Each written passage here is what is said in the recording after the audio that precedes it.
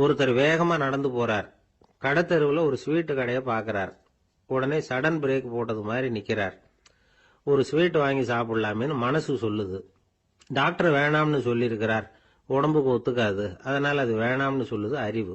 இவர் மனசு சொல்றத கேட்கல, அறிவு சொல்றபடி கேட்கிறார். அதனால மறுபடியும் வேகமா அங்கிருந்து நடந்து போயிடுறார். அவர் நல்ல மனுஷன். மனுஷனுக்கு அறிவும் இருக்குது, உணர்ச்சியும் இருக்குது. எதுக்கு எடுத்தாலும் உணர்ச்சி வசப்பட்டுக்கிட்டு இருக்கக்கூடாது, அறிவு வசத்துல நாம இருக்கணும். அப்பதான் நாம நல்லபடியா வாழ முடியும். இல்லைன்னா அவஸ்தை தான். மகாபாரதத்துல சந்தனுன்னு சொல்லி ஒரு அரசன் வர்றான். அவன் ஒரு சமயம் அறிவு வசப்படாம உணர்ச்சி வசப்படுறான். அதாவது ஒரு நாள் கங்கை கரையில ஒரு அழகான பொண்ணை பாக்குறான். இவனுடைய மனசு அவகிட்ட போயிடுது. அவளை கல்யாணம் பண்ணிக்கிறதுக்கு ஆசைப்படுறான். அந்த பொண்ணு சரின்னு சம்மதிக்கிறா. ஆனா ஒரு நிபந்தனை போடுறா. அந்த நிபந்தனைக்கு சம்மதம்னு சொன்னாதான் உன்னை கல்யாணம் பண்ணிக்குவேன்னு சொல்றா. சரி, அவ போட்ட நிபந்தனை என்ன தெரியுமா? இது மாதிரி நான் உங்க மனசு புண்படுற மாதிரி எந்த காரியம் பண்ணாலும் நீங்க என்ன ஏன்னு கேட்கக்கூடாது, நான் செய்யற காரியத்தை தடுக்கவும் கூடாது. அப்படி நீங்க செஞ்சா அடுத்த கணமே நான் உங்களை பிரிஞ்சு போயிடுவேன். இதுதான் அந்த பொண்ணு போட்ட நிபந்தனை. சந்தன அரசன் இந்த நிபந்தனையை ஒத்துக்கலாமா? இதை அறிவுபூர்வமா யோசிச்சிருந்தா இதுக்கு கட்டுப்பட்டுருக்க மாட்டான். இந்த நிபந்தனைக்கு நான் சம்மதிக்க மாட்டேன்னு தான் சொல்லியிருக்கணும். ஆனா அவன் அந்த நேரத்துல உணர்ச்சி வசத்துல இருந்தான். அதனால நீ என்ன சொன்னாலும் சரின்னு ஒத்துக்கிட்டான். அவளை கல்யாணம் பண்ணிக்கிட்டான். இதனால என்ன ஆச்சு? 7 பச்சை இளம் குழந்தைகளை பிறந்த உடனே அவ கங்கையில தூக்கி எறிஞ்சி கொல்லக்கூடிய கோர காட்சிய இவன் ஒண்ணு பின்னாடி ஒன்னா பார்க்க வேண்டியதா போச்சு. கடைசியில 8வது குழந்தை பிறந்ததுன்னு தான் அவனுடைய அறிவு மேலோங்குது. அந்த கொடிய செயலை தடுத்து நிறுத்துறான். அந்த 8வது குழந்தை தான் பின்னாடி பீஷ்மர் ஆகிறார். ஒரு பக்தி பிரசங்கத்துல ஒரு பேச்சாளர் இந்த விஷயத்தை சொல்லிவிட்டு இன்னொரு விஷயமும் சொன்னார். அது என்னன்னா, சந்தனு மன்னன் அறிவுக்கும் உணர்ச்சிக்கும் நடுவில் அகப்பட்டு தவிச்சதுனால அவன் வம்சத்துல வந்த கௌரவர்கள் உணர்ச்சி வசப்பட்டாங்க, பாண்டவர்கள் அறிவு வசப்பட்டாங்க அப்படின்னு சொன்னார். மனுஷனுக்கு உணர்ச்சியை விட அறிவு மேலோங்கி இருக்கணுங்கிறது சரிதான். ஆனால் அந்த அறிவை எப்படி உபயோகப்படுத்துறோங்கிறது முக்கியம். ஒருத்தர் சொன்னார், சார் இன்னைக்கு கோயம்புத்தூர்ல ஒரு கல்யாணம், அதுக்கு நான் போக முடியலேன்னு நினைக்கும் பொழுது மனசுக்கு ரொம்ப வருத்தமா இருக்குது சார் அப்படின்னார். ரொம்ப உணர்ச்சி வசப்பட்டார். அதுக்காக கவலைப்படாதீங்க சார், ஒரு வாழ்த்து தந்தி கொடுத்துருங்களேன் அப்படின்னார் இன்னொருத்தர். அது எப்படி சார் முடியும்னார் அவரு. நான் தானே சார் கல்யாண மாப்பிள்ளை அப்படிங்கிறார் அந்த ஆள். அவனுக்கு வயசாயிட்டுது.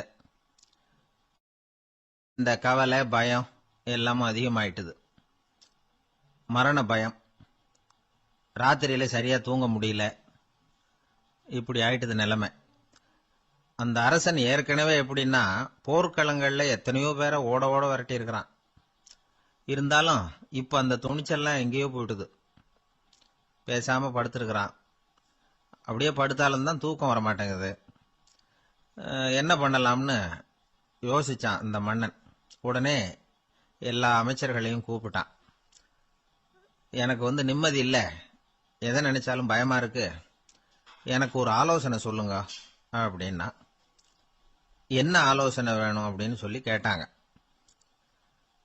எனக்கு ஒரு நெருக்கடியான சந்தர்ப்பம் ஏற்பட்டு போச்சுன்னு வச்சுக்கோங்க. அந்த நேரத்துல நீங்க யாருமே என் பக்கத்துல இல்ல ஆலோசனை சொல்றதுக்கு அப்படின்னா, அந்த சமயத்துல எனக்கு உபயோகப்படுற மாதிரி ஒரு வாசகம், பொன்மொழி ஏதாவது சொல்லுங்க. அத நான் என்னுடைய வைர மோதிரத்துக்கு அடியில பதிச்சு வச்சுக்கிறேன் அப்படின்னார். தேவைப்படுறப்ப உதவும் அப்படிங்கறதுனால. அவர் போட்டிருந்த மோதிரமும் அதுக்கு தகுந்த மாதிரியே திறந்து மூடுறது மாதிரி அமைஞ்சிருந்தது. ஏதாவது வாசகம் எழுதுனா உள்ற வச்சுக்கலாம், அதுக்கான வசதி அதுல இருந்தது. அமைச்சர்கள்லாம் யோசனை பண்ணாங்க, இது மாதிரி ராஜா கேட்கிறாரு, என்ன வாசகம் அதாவது பொன்மொழி சொல்லலாம் அப்படின்னு எல்லாரும் யோசனை பண்ணாங்க. ஒருத்தருக்குமே சரியா தோணல, ஒரே குழப்பமா இருந்தது. ஏன்னா நெருக்கடியான சமயத்துல உபயோகப்படுறது மாதிரி ஒரு பொன்மொழி வேணும்னு சொல்லியிருக்கிறார். அப்படி இப்படி யோசிச்சு பார்த்தா ஒண்ணுமே தோணல. எல்லாரும் குழம்பிக்கிட்டு இருந்த நேரத்துல ஒரு பெரியவர் அந்த பக்கமா வந்தார். அவர் சொன்னார், நான் வேணும்னா அதுக்கு பொருத்தமா ஒரு வாக்கியம் சொல்றேன், ஆனா ஒரு நிபந்தனை. அதை யாரும் ரொம்ப ஆர்வம் காரணமா அவசரப்பட்டு படிச்சிடக்கூடாது. அதை ரகசியமா அந்த மோதிரத்துக்குள்ள எழுதி வச்சுக்கணும்.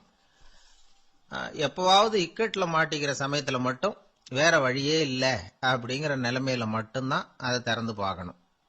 அப்படி நீங்க இருக்கிறதா இருந்தா நான் அதை சொல்றேன் அப்படின்னாரு அந்த பெரியவர். சரின்னு ஒத்துக்கிட்டாங்க எல்லாரும். அதே மாதிரி அவர் ஒரு வாக்கியத்தை சொன்னார். அவர் சொன்ன வாக்கியத்தை ரகசியமா மோதிரத்துக்குள்ள பதிச்சு மூடியாச்சு. ராஜா அதை விரல்ல மாட்டிக்கிட்டார். கொஞ்ச நாள் ஆச்சு. அந்த ராஜாவுக்கு ஒரு சோதனை வந்தது. என்ன சோதனைன்னா, அடுத்த நாட்டு மன்னன் படையெடுத்துக்கிட்டு வந்துட்டான். அவன் இவர்கிட்ட ஏற்கனவே தோத்து போனவன், ஒரு வெறியில வந்திருக்கிறான். தோற்று போனவன் மறுபடியும் சண்டைக்கு வந்தா எப்படி வருவானோ அப்படி வர்றான். ஒரு வெறியில வந்தான், ஜெயிச்சுட்டான். என்னாச்சு இவரோட நிலைமைன்னா, நாட்டை இழந்துட்டார், எல்லாத்தையும் இழந்துட்டார். கடைசியா ஒரு அடிபட்ட குதிரையில ஏறி தப்பிச்சு போயிட்டார், வேற வழி இல்லைன்னு. பின்னாடி துரத்திக்கிட்டு வராங்க. இவர் ஒரு மலை உச்சிக்கு போயிட்டார். அதுக்கும் அப்பால போக முடியாது, ஏன்னா அந்த பக்கம் பயங்கர பள்ளம். உல்லாச பயணிகள் வந்து கண்டு கழிக்கிற இடம் அது. ஆனா இவருக்கு அது சாவு பயணத்தின் வாசல், திரும்பவும் முடியாது. அவ்வளவு குறுகிய பாதை அது, வேற வழியே இல்லை. இந்த நேரம் சூரிய ஒளி மோதிரத்துல பட்டு மின்னிச்சு. உடனே இவருக்கு ஞாபகம் வந்தது. மோதிரத்தை திறந்து படிக்கிறார். அதுல இருந்த வாசகம், இந்த நிலையும் மாறிவிடும், this too will pass away. அவருக்கு ஒரு தைரியம் வந்தது. பின்னாடி வந்தவங்களும் திசை மாறி வேற எங்கேயோ தேடி போயிட்டாங்க. அவங்க விரட்டிக்கிட்டு வரலன்னா இவ்வளவு அழகான ஒரு இடம் இருக்கிறதே எனக்கு தெரியாம போயிருக்குமேன்னு நினைச்சார். இவ்வளவு அழகை ரசிக்கிறதுக்காக ஒரு நாட்டையே கூட இழக்கலாம்னு தோணுச்சு அவருக்கு. அமைதியா அந்த அழகை ரசிச்சார். எதிரிகள்லாம் எங்கேயோ போயிட்டாங்க. மன்னர் நாடு திரும்பினார். மறுபடியும் படைகளை திரட்டினார். கொஞ்ச நாள்ல படை எடுத்துக்கிட்டு போனார். யாருகிட்ட தோத்து போனாரோ அவரையே வெற்றி கண்டு திரும்பி வர்றார். வரவேற்பு விழா பிரமாவப்படுது. ஆடல் பாடல் கோலாகலம். இதை பார்த்தது அந்த ராஜாவுக்கு தலைகால புரியல. நம்மளை இனிமே யாராலையும் ஜெயிக்க முடியாதுன்னு நினைச்சார். அகம்பாவம் லேசா எட்டி பார்த்தது.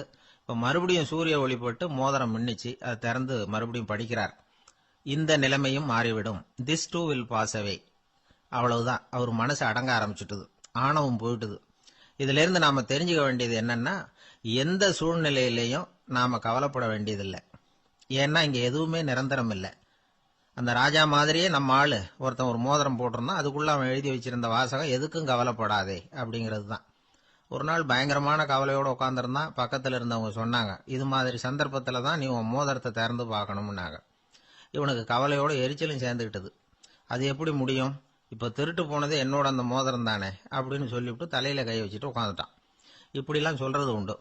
இருந்தாலும் நாம எந்த சூழ்நிலையிலையும் கவலைப்பட வேண்டியதில்லை அப்படிங்கிற உண்மையை புரிஞ்சுக்கணும். அப்படி கவலைய வெல்றதுக்கான வழி தெரிஞ்சுட்டதுன்னா வாழ்க்கையில வெற்றி நிச்சயம். அங்க நபிகள் நாயகம் உட்கார்ந்திருக்கிறார். அந்த சமயம் அம்மா அங்க வர்றாங்க. அவங்க கையில திராட்சை பழ கொத்து, அதை கொண்டுகிட்டு நபிகள் கிட்ட கொடுக்குறாங்க. சாப்பிடுங்க அப்படின்னு சொல்லி ரொம்ப அன்பா வேண்டிக்கிறாங்க. நபிகள் நாயகமும் ரொம்ப பிரியமா அதை வாங்கிட்டார். அதுக்கப்புறம் அதை சாப்பிட ஆரம்பிச்சார். நபிகள் நாயகம் மதீனாவில் தங்கி இருந்தப்போ இது மாதிரி நிறைய பேர் பழங்களையும் தின்பண்டங்களையும் கொண்டுகிட்டு வந்து கொடுக்கறது வழக்கம். நபிகள் நாயகம் என்ன பண்ணுவார்னா, அதையெல்லாம் வாங்குவார். உடனே பக்கத்தில் இருக்கிற தோழர்கள் எல்லாருக்கும் பகிர்ந்து கொடுப்பார், தானும் சாப்பிடுவார். இதுதான் எப்போதும் வழக்கம். ஆனா இந்த தடவை என்னாச்சு தெரியுமா, அவர் அப்படி பண்ணல. ஒவ்வொரு பழமா எடுத்து தானே சாப்பிட்டுக்கிட்டு இருக்கிறார். அவர் விருப்பமா சாப்பிடுகிற காட்சியை ஆசை தீர பார்த்துக்கிட்டு இருந்தாங்க அந்த வயசான அம்மா, அந்த பழத்தை கொடுத்தவங்க. அவங்களுக்கு ரொம்ப மகிழ்ச்சியா இருந்தது, மன நிறைவா இருந்தது. நாம ஆசையா கொண்டுகிட்டு வந்து கொடுக்குற பழத்தை நபிகள் நாயகம் இவ்வளவு பிரியமா சாப்பிடுறாரே அப்படின்னு நினைச்சு ரொம்ப சந்தோஷப்பட்டாங்க. அதுக்கப்புறம் அங்கிருந்து அவங்க புறப்பட்டு போயிட்டாங்க. இந்த அம்மா போனதுக்கு அப்புறம் பக்கத்துல இருந்த தோழர்கள் பேச ஆரம்பிச்சாங்க. ஏன்னா அவங்களுக்கு சந்தேகம், இன்னைக்கு வித்தியாசமா நடந்துகிட்டாரே அப்படின்னு. அண்ணலே, எது உங்களுக்கு வந்தாலும் எங்க எல்லாருக்கும் கொடுத்துட்டு தான் நீங்க சாப்பிடுவீங்க. இன்னைக்கு மட்டும் நீங்க அப்படி செய்யலையே, எல்லா பழத்தையும் நீங்களே சாப்பிட்டீங்களே, அதுக்கு என்ன காரணம் அப்படின்னு கேட்டாங்க. இப்படி கேட்கறதுனால நாயகம் அதை தப்பா புரிஞ்சுக்க மாட்டார் அப்படிங்கறது அவங்களுக்கு தெரியும்.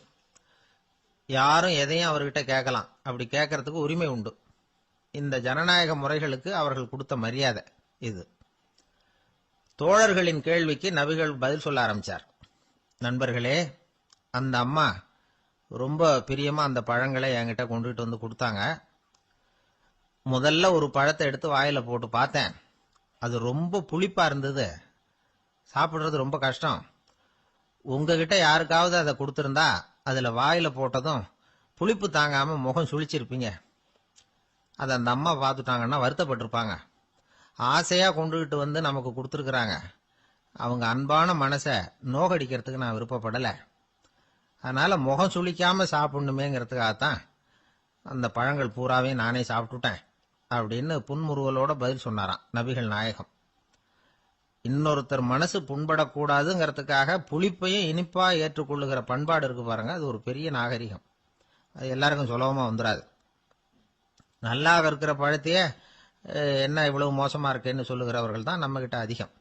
இந்த காலத்துல இல்வாழ்க்கையில இந்த நாகரிகத்தை சில பேர் கடைபிடிக்கிறது உண்டு. நல்லா இருக்க இல்லையோ முகம் சுளிக்காம சாப்பிட்டுருவாங்க. ஏன்னு கேட்டா, எதுக்காக சார் வீண் வம்பு, ஏதோ நமக்குன்னு கொடுத்து வச்சது அவ்வளவுதான் அப்படின்னு நினைச்சுக்கிட்டு போக வேண்டியது தானே அப்படிம்பாங்க. இவங்கெல்லாம் கூட ஒரு விதத்துல பண்பாடு தெரிஞ்சவர்கள் தான். இப்போ ஒரு ஆளு ஊரெல்லாம் சுத்தி விட்டு கடைசியில அழுத்து போய் ஒரு ஹோட்டலுக்குள்ள நுழைஞ்சானான். ரொம்ப களைப்பா இருந்தது அவனுக்கு. அதனால ரொம்ப களைப்படைஞ்சு போய் ஒரு நாற்காலியில போய் உட்காந்துருக்கிறான். இவனை பார்த்ததும் சர்வர் ஓடி வந்தார். சார் உங்களுக்கு என்ன வேணும்னு கேட்டார். எனக்கு தேவை 2 தோசையும் கொஞ்சம் அன்பான வார்த்தைகளும் அப்படின்னா. சர்வர் உள்ள போனார். 2 தோசையை கொண்டாந்து வச்சார். அன்பான வார்த்தை கேட்டனே அப்படின்னா இவன். சர்வர் ரொம்ப பணிவா குனிஞ்சு இவன் காதோரமா சொன்னார், ஐயா இந்த தோசையை சாப்பிட்றாதீங்க, புளிச்சு போன பழைய மாவு அப்படின்னார். இது பாருங்க, அன்பான வார்த்தையும் 2 தோசையும் கேட்டார், கொண்டாந்து கொடுத்துட்டார். இப்படி இருக்கிறவர்களும் இன்றைய மனிதர்கள்ல அதிகம். அதனால மனிதர்கள் ஒவ்வொருத்தரும் ஒவ்வொரு விதம். நம்ம கிட்ட பிரியமா நடந்துகிறவர்கள் மனம் கோணும்படி நாம் நடந்து கொள்ளக்கூடாது அப்படிங்கிறது தான் நபிகள் நாயகம் அவருடைய செயல் மூலமா நமக்கு உணர்த்தி இருக்கிற வாழ்வியல் உண்மை. காதுங்கிறது எப்பவும் திறந்தே இருக்கக்கூடிய ஒண்ணுதானே. சில பேர் பேசிக்கிட்டே இருப்பாங்க, நாமும் கேட்டுக்கிட்டே தான் இருப்போம். அவர் என்ன சொன்னாரு திருப்பி சொல்லு அப்படின்னு சொன்னா சொல்ல தெரியாது. காது சரியா கேட்டாலும் நாம பேசுறத மற்றவங்க சரியா கேட்கறாங்களா அப்படிங்கிறது சந்தேகம்தான். இந்த சந்தர்ப்பத்துல ஒரு உண்மையை நாம புரிஞ்சுக்கணும். அதாவது என்னன்னா, கேட்பதுங்கிறது வேற, கவனிக்கிறதுங்கிறது வேற. அதாவது கேட்கறதுன்னா அது ஹியரிங், கவனிக்கிறது அப்படின்னா அது லிசனிங். கேட்கறதுங்கிறது தன்னிச்சையா நடக்கக்கூடிய ஒரு செயல். இப்போ ஒரு சாலையில நடந்து போயிட்டு இருக்கிறோம். எவ்வளவோ சத்தம் நம்ம காதுல வந்து விழுந்துகிட்டு இருக்கு. கார் போற சத்தம் கேட்குது, பறவை ஒரு மரத்துல இருந்து கத்துது, அந்த சத்தம் கேட்குது. இப்படி நிறைய வந்து காதுல விழுந்துகிட்டு இருக்கு. ஆனா கவனிக்கிறதுங்கிறது எப்படின்னா, நம்ம முழு மனசை செலுத்தி உன்னிப்பா கேட்கறது. எத்தனையோ சத்தத்துக்கு நடுவுல தன்னுடைய குழந்தை அழற சத்தத்தை தாய் தெரிஞ்சுக்க முடியுது இல்லையா, அது மாதிரி. விவரம் தெரிஞ்சவங்க எல்லாம் என்ன சொல்றாங்கன்னா, கவனித்தல் அதாவது லிசனிங் அப்படிங்கிற செயல்ல 3 அம்சங்கள் இருக்கிறதாக சொல்றாங்க. அது என்ன 3 அம்சங்கள் அப்படின்னா, முதல்ல காதால கேட்கறது, இது முதல் அம்சம். 2வது என்னன்னா கேட்டதை புரிஞ்சுக்கிறது. 3வது என்னன்னா என்ன புரிஞ்சுக்கிட்டோம்ங்கிறத தெரிவிக்கிறது, ஃபீட்பேக் அப்படின்னு சொல்ற மாதிரி. ஒரு ஆசிரியர் வகுப்புல பாடம் நடத்திட்டு இருக்கிறார். வெறுமனே கேட்கிற குழந்தை ஒரு காதால வாங்கி இன்னொரு காதால விட்டுடும். அதாவது கேட்கிற குழந்தை அப்படி செய்யும். ஆனா கவனிக்கிற குழந்தை கேட்டதை புரிஞ்சுக்கும். என்ன புரிஞ்சுக்கிட்டேன்னு கேட்டா பதில் சொல்லும். இதுதான் கேட்கறதுக்கும் கவனிக்கிறதுக்கும் உள்ள வித்தியாசம். ஒரு புள்ளி விவர கணக்கு என்ன சொல்லுது தெரியுமா? ஒரு மனிதன் எழுதுறது மூலமா 6% அறிவை பெருக்கிக்கிறானா, எழுதுறது மூலமா. படிக்கிறது மூலமா 19% அறிவை பெருக்கிக்கிறானா. பேசுறது மூலமா 30% அறிவை பெருக்கிக் கொள்ளுகிறான் அப்படின்னு சொல்றாங்க. ஆனா பாருங்க, கவனிக்கிறது மூலமா 45% அறிவை பெருக்கிக் கொள்ளுகிறான் அப்படிங்கிறது புள்ளி விவரம்.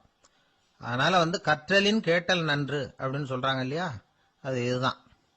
அதனால கவனிக்கிறது மூலமா அதிக அறிவை நாம வந்து பெருக்கிக் கொள்ள முடியும். கேள்வி ஞானம் தான் ரொம்ப சிறந்தது அப்படிங்கிறார் வள்ளுவர். அதாவது கவனிச்சு கேட்கணும், அதுதான் முக்கியம். மற்றவங்க சொல்றத நல்லா கவனிக்க முடியாதபடிக்கு நாமே சில தடைகளை ஏற்படுத்திக்கிறோம். அல்லது நம்ம அறியாமலே அப்படி ஒரு தடை உண்டாயிடுது. அந்த தடைகளை தாண்டணும் அல்லது தகர்த்து எறியணும் அப்படிங்கிறது பெரியவர்கள் சொல்லுகிற யோசனை. அது என்ன தடைகள் அப்படின்னா, நமக்கு தெரியாத இவர் என்ன சொல்லிட போறார் அப்படிங்கிற நினைப்பு, இது ஒரு தடை. சொல்லி முடிக்கிறதுக்கு முன்னாடியே குறுக்க பேசுறது, மனசு அங்கேயும் இங்கேயும் அலையிறது, இதெல்லாம் தான் தடைகள். ஆசிரியர் பாடம் நடத்துறார் அப்படின்னா மாணவர்கள் அக்கறையா கவனிக்கணும். அப்பதான் பரீட்சையில பாஸ் ஆக முடியும். வீட்டுக்குள்ள கணவன் சொல்றத மனைவி கவனிச்சு கேட்கணும். மனைவி சொல்றத கணவன் கவனிச்சு கேட்கணும். இல்லைன்னா குழப்பமாயிடும். ஒரு அம்மா கோயிலுக்கு போனாங்க. சேலையில ஒரு முடிச்சு போட்டிருந்தாங்க. எதுக்கு சேலையில முடிச்சு போட்டு வச்சிருக்கிறீங்க அப்படின்னு கேட்டாங்க. எங்க வீட்டுக்காரர் ஒரு கடிதத்தை மறக்காம தபால் போட்டியில போட்டுடணும்னு சொன்னார். ஞாபகத்துக்காக முடிச்சு போட்டு வச்சிருக்கிறேன் அப்படின்னாங்க. கடிதத்தை பெட்டியில போட்டுட்டீங்களா அப்படின்னு கேட்டாங்க. அது எப்படிங்க முடியும், அவர் கடிதத்தை என்கிட்ட கொடுக்க மறந்துட்டாரே அப்படின்னாங்களாம். அதனால மறக்கப்படாதுன்னு நினைச்சுக்கிட்டே மறந்து விடுறது இப்படி ஒரு வாழ்க்கை. அதனால வாழ்க்கையில நமக்கு இருக்கிறது செவிச்செல்வம் ரொம்ப முக்கியமானது. நிறைய கேட்கணும், சொல்றதை விட கேட்கணும், கேட்கறதை விட முக்கியம் கவனிக்கிறது. அப்படி கவனிக்கிறது மூலமா நம்முடைய வாழ்க்கையில வெற்றி பெறணும். எனக்கு வாழ்க்கையே வெறுத்து போச்சு சார் அப்படின்னு சொல்லிட்டு ஒருத்தர் வந்தார். வந்து கொஞ்ச நேரம் பேசினதுக்கு அப்புறம் அவர் அப்படி சொல்லியிருந்தா அதுல ஒரு அர்த்தம் இருந்திருக்கும். வர்றதுக்கு முன்னாடியே வாழ்க்கை வெறுத்து போச்சுன்னு சொல்லிட்டு வர்றார். என்ன சார் விஷயம்னு விசாரிச்சோம். எங்க வீட்டுல தினம் 3 வேளையும் ஒரே மாதிரி சாப்பாடு சார், வித்தியாசமே கிடையாது. இப்படியே 3 மாசமா சாப்பிட்டுக்கிட்டு இருக்கிறேன். அதை விட பட்டினி கிடந்து செத்துடலாம்னு தோணுது அப்படின்னார். ஒரு பெரியவர் சொன்ன தத்துவத்தை சொல்றதுக்கு ஆள் கிடைக்காம தவிச்சுக்கிட்டு இருந்தோம். இப்போ ஒருத்தர் கிடைச்சிட்டார், விட்டுலாமா? உடனே அவரை உட்கார வச்சு சொல்ல ஆரம்பிச்சிட்டோம். அதாவது நாம அனுபவிக்கிற உணர்வுகள்ல களிப்பு, மகிழ்வு, ஆனந்தம், இது 3க்கும் ஒண்ணுக்கு ஒண்ணு வித்தியாசம் உண்டு. மேம்போக்கா பாக்கிறதுக்கு இது 3 ஒண்ணு மாதிரி தோணும். ஆனா அது அப்படி இல்லை. களிப்புங்கிறது உடம்ப பொறுத்தது, மகிழ்வுங்கிறது மனசை பொறுத்தது, ஆனந்தம்ங்கிறது ஆன்மாவை பொறுத்தது. இப்படி இந்த 3 வகையான அந்த சுவைப்புகளின் தன்மையும் வேற வேற. இப்ப முதல்ல களிப்புங்கிறத எடுத்துக்குவோம். நம்ம புலன்களுக்கு களிப்பை தரக்கூடிய பொருள்களுக்கு சில விசேஷ குணம் உண்டு. அது எப்படின்னா, சீக்கிரமே சலிப்பு உண்டு பண்ணும். ஒருத்தர் அந்த பொருளை எடுத்துக்கிட்டா அது இன்னொருத்தருக்கு குறைஞ்சிரும். உணவு, உடை, இதெல்லாம் களிப்பை தரக்கூடிய பொருள்கள். இப்போ உதாரணத்துக்கு, ஒரு சாப்பாட்டு மேசையில ஒரு பாத்திரத்துல 10 இட்லி இருக்கு. அதுல ஒரு 2 இட்லிய நம்ம தட்டுல எடுத்து வச்சு சாப்பிடுறோம். நாம சாப்பிட்ட அந்த இட்லி நிச்சயமா எதிரில் உட்கார்ந்துருக்கிறவருக்கு இல்லை, அவருக்கு உபயோகப்படாது. நாம சாப்பிட்ட அதே இட்லியை அவரும் சாப்பிட முடியாது, அவர் வேறதான் எடுத்து வச்சுக்கணும். அது மாதிரி நாம ஒரு சட்டையை எடுத்து போட்டுக்கிறோம், அதே சட்டையை அதே நேரத்தில் இன்னொருத்தர் போட்டுக்க முடியாது. புலன்களுக்கு களிப்பை தரக்கூடிய இது மாதிரி பொருள்கள்லாம் முதல் தடவை நமக்கு கொடுக்கிற களிப்பை 2வது தடவையும் கொடுக்காது. 3வது தடவை இன்னும் குறையும், கடைசியில வெறுப்பாக மாறிடும். ஒவ்வொன்னா இட்லியை தொடர்ந்து சாப்பிட்றோம்னு வச்சுக்கோங்க, முதல் இட்லி தரக்கூடிய சுவையை 30வது இட்லி தராது. முதல் தடவை புது சட்டையை போட்டுக்கிறப்ப நமக்கு இருக்கிற களிப்பு அதே சட்டையை 100வது தடவையா போட்டுக்கிறோம்னு வைங்க, அப்ப இருக்குமா? இருக்காது. இதுதான் களிப்பு. அதாவது சீக்கிரமே சலிப்பை தரக்கூடியது. ஒருத்தர் எடுத்துக்கிட்டா இன்னொருத்தருக்கு குறைஞ்சு போகக்கூடியது. ஆனா மகிழ்ச்சிங்கிறது அப்படி இல்லை. ஒருத்தர் அனுபவிக்கிறதுனால இன்னொருத்தருக்கு குறைஞ்சு போகாது. இப்ப காலையில சூரியன் உதயம் ஆகிறத பார்த்து சந்தோஷப்படுறோம், அதையே இன்னொருத்தரும் பார்த்து சந்தோஷப்படலாம். ஒரு நல்ல சங்கீதத்தை கேட்கிறோம், ஒரு அழகான ஓவியத்தை ரசிக்கிறோம், நீங்க ரசிக்கிற அதே நேரத்தில் இன்னொருத்தரும் அதை ரசிக்கலாம். அதனால அது குறைஞ்சு போறது இல்லை. இது மகிழ்வு. ஆனா ஒண்ணு, ஒரே பாடலை திரும்ப திரும்ப கேட்டுக்கிட்டு இருந்தா கடைசியில் அலுப்பு தட்டும். அதாவது மகிழ்வுங்கிறது எப்படின்னா, மற்றவங்களோட பகிர்ந்து கொள்றதுனால குறையாது. ஆனா ஒரே பொருள் மீண்டும் மீண்டும் அனுபவிப்ப தர்றப்போ முதல்ல மகிழ்வு அதிகரிச்சு அதுக்கப்புறம் அது மங்கி மறைஞ்சு போயிடும். இதுதான் அந்த மகிழ்வுங்கிறதுக்கு இலக்கணம். சரி, இப்போ 3வதா சுகம் தரக்கூடிய ஆனந்தம்ங்கிறது எப்படின்னா, இது நமக்கு உள்ளே இருந்து சுரக்கிறது. மனசு சலனங்கள்ல இருந்து விடுபடுறப்போ இந்த ஆனந்தம் நமக்கு கிடைக்கும். இது நிலையான சுகம், ஆத்ம சுகம். களிப்பிலிருந்து மகிழ்வுக்கும், மகிழ்விலிருந்து ஆனந்தத்துக்கும் செல்றது தான் மனிதன் நடத்த வேண்டிய முக்கியமான பயணம். இவ்வளவு விஷயத்தையும் கேட்டுட்டு இந்த காலத்து பையன் ஒருத்தன் வந்தான். சார், இப்போ நீங்க ஒரு சாப்பாட்டு மேசையில ஒரு 10 இட்லி வைக்கிறீங்க, என்ன உட்கார வைங்க, எதிரில் இன்னொருத்தனை உட்கார வைங்க. நான் களிப்பு மகிழ்வுலாம் தாண்டி நேரடியா ஆனந்தத்துக்கு பயணம் பண்ணி காட்டுறேன் அப்படின்னா. ஒன்றும் புரியல அவன் சொன்னது. அது எப்படி, என்ன பண்ணுவ நீ அப்படின்னு சொல்லி கேட்டோம் ஆச்சரியமா. 2 இட்லி சாப்பிட்டா தானே சார் களிப்பு, நான் 10 இட்லியும் மொத்தமா சாப்பிட்டுருவேன், அடுத்தவனுக்கு எதுவும் கிடைக்காது, அவனுக்கு கிடைக்காதபடி நாமே சாப்பிட்டுறோம்ல, அதுதானே நமக்கு ஆனந்தம் அப்படின்னு அதுக்கு ஒரு விளக்கம் சொல்றான். ஒரு ஆளை அடையாளம் கண்டுபிடிக்கணும்னா அதுக்கு சுலபமான வழி என்ன? முகத்தை பார்த்து கண்டுபிடிக்கிறது தான். ஆனா மனுஷன் தப்பு பண்ண ஆரம்பிக்கும் பொழுது அவனை கண்டுபிடிக்கிறதுக்கு வேற வழிகளை தான் கையாள வேண்டியிருக்கு. கைரேகை அதுக்கு ரொம்ப உபயோகப்படுது. கைரேகைகள் ஒருத்தருக்கு இருக்கிறது மாதிரி இன்னொருத்தருக்கு இருக்கிறது இல்லை. பல் வரிசையும் அப்படிதான். ஏமாத்துறவங்க அதிகமா போனா இருக்கிறவங்க எச்சரிக்கையா இருக்க வேண்டியிருக்குது. பயோமெட்ரிக்ஸ் அப்படிங்கிறது ஒரு பெரிய தொழில்நுட்பம். இதை உபயோகப்படுத்தி சில பாதுகாப்பு உத்திகளை எல்லாம் உருவாக்கி இருக்கிறாங்க அமெரிக்காவில். வீட்டுக்கு சொந்தக்காரர் குரல் கொடுத்தா கதவு திறக்கும், அல்லது அவர் கை வச்சா கதவு திறக்கும். மற்றவங்க யாரு என்ன பண்ணாலும் கதவு திறக்காது. இது ஒரு முறை. அவரோட குரல் அல்லது கைரேகை ஒரு எலக்ட்ரானிக் சாதனத்துல ஏற்கனவே பதிவு பண்ணப்பட்டிருக்கும். இவர் குரல் கொடுக்கறப்போ அல்லது கையை வைக்கிறப்போ அதை ஒப்பிட்டு பார்த்து சரியா இருந்தா கதவு திறக்கிறது மாதிரி ஒரு ஏற்பாடு. இதே மாதிரி ஒருத்தரோட விழித்திரையில உள்ள இரத்த குழாய் அமைப்பு பாருங்க, அது கூட ஒருத்தருக்கு இருக்கிறது மாதிரி இன்னொருத்தருக்கு இருக்கிறது இல்லை. அதனால அதை வச்சு அடையாளம் கண்டுபிடிக்கக்கூடிய சாதனங்களும் இப்ப பழக்கத்துக்கு வந்தாச்சு. கைரேகையை ஒப்பிடுற சாதனத்தை விட விழித்திரை இரத்த குழாய் அமைப்பை அடையாளம் காணுற சாதனம் இருக்கு பாருங்க, இது ரொம்ப நுட்பமானது. இது நம்ப தகுந்தது. ஒரு ஆளை அடையாளம் கண்டுபிடிக்கிறதுக்கு இது எடுத்துக்கிற நேரம் 1 வினாடி தான். ஒரு கருவி இருக்கும், அதுல உள்ள ஒரு சிறு துளையில கண்ணை வச்சு பார்க்கணும். உடனே இந்த சாதனம் குறைந்த சக்தி உள்ள இந்த அக சிவப்பு ஒளியை பாய்ச்சி அவரது விழித்திரையின் இரத்த குழாயை ஆராய்ச்சி பண்ணி ஏற்கனவே அதோட நினைவு பெட்டகத்துல பதிவு பண்ணி வச்சிருக்கிறோமே அந்த அமைப்புகளோட இதை ஒப்பிட்டு பார்த்து சரியான ஆள் தானா இல்லையா அப்படின்னு அடையாளம் காட்டிவிடும். குரலை வச்சு அடையாளம் கண்டுபிடிக்கிறதும் இந்த பயோமெட்ரிக்ஸ் முறைகள்ல ஒண்ணு. ஒரு நபரோட குரல்ல டிஜிட்டல் குறியீடுகளை மாத்தி பதிவு பண்ணிக்கிட்டு மீண்டும் அதே குரலை இனம் காணக்கூடிய சாதனங்கள் ஏற்கனவே அமெரிக்காவில எல்லாம் விற்பனைக்கு வந்தாச்சு. ஒரு ஆளுக்கு ஜலதோஷம் பிடிச்சிருந்தா கூட அந்த சாதனம் சரியாவே கண்டுபிடிச்சிருமா. குரலை மாத்தி பேசுறவங்க கூட இந்த கருவியை ஏமாத்த முடியாது. இத ஆஸ்பத்திரிகள், வங்கிகள்ல உள்ள இரும்பு பெட்டக காப்பறைகள் இங்க எல்லாம் உபயோகப்படுத்தலாம். குழந்தைகள் உள்ள இடங்களுக்கு இது ரொம்ப உபயோகப்படும். கதவு பூட்டிக்கிட்டுதுன்னு வச்சுக்கோங்க, கதவை திறக்கிறதுக்கு சாவி உபயோகப்படுத்த தெரியாத குழந்தைகள் குரல் எழுப்பிய கதவை திறந்துட முடியும். எதிர்காலத்தில் இந்த பயோமெட்ரிக்ஸ் முறை இன்னும் பல ஆச்சரியங்களை ஏற்படுத்தும் அப்படின்னு எதிர்பார்க்கறாங்க. ஸ்டியரிங்க தொட்டதுமே காரு ஸ்டார்ட் ஆயிடும், சாவி வேண்டியதில்லை. காரு சொந்தக்காரர் தொட்டாதான் ஸ்டார்ட் ஆகும், வேற யாராவது தொட்டா ஸ்டார்ட் ஆகாது. ஒரு மனுஷனோட நடை, அவர் டைப்ரைட்டரை தொடுகிற விதம், இதையெல்லாம் வச்சு கூட ஆளை அடையாளம் காணக்கூடிய தொழில்நுட்பம் வரலாம். என்னதான் தொழில்நுட்பம் வளரட்டும், குடும்பத்துக்குள்ள நடக்கிற திருட்டுகளை கண்டுபிடிக்கிறது ரொம்ப கஷ்டம். ஒரு வீட்டுல பெட்டியில இருந்த பணம் காணாம போச்சு, வீட்டுக்காரரோ அல்லது பையனோ தான் எடுத்திருக்கணும்.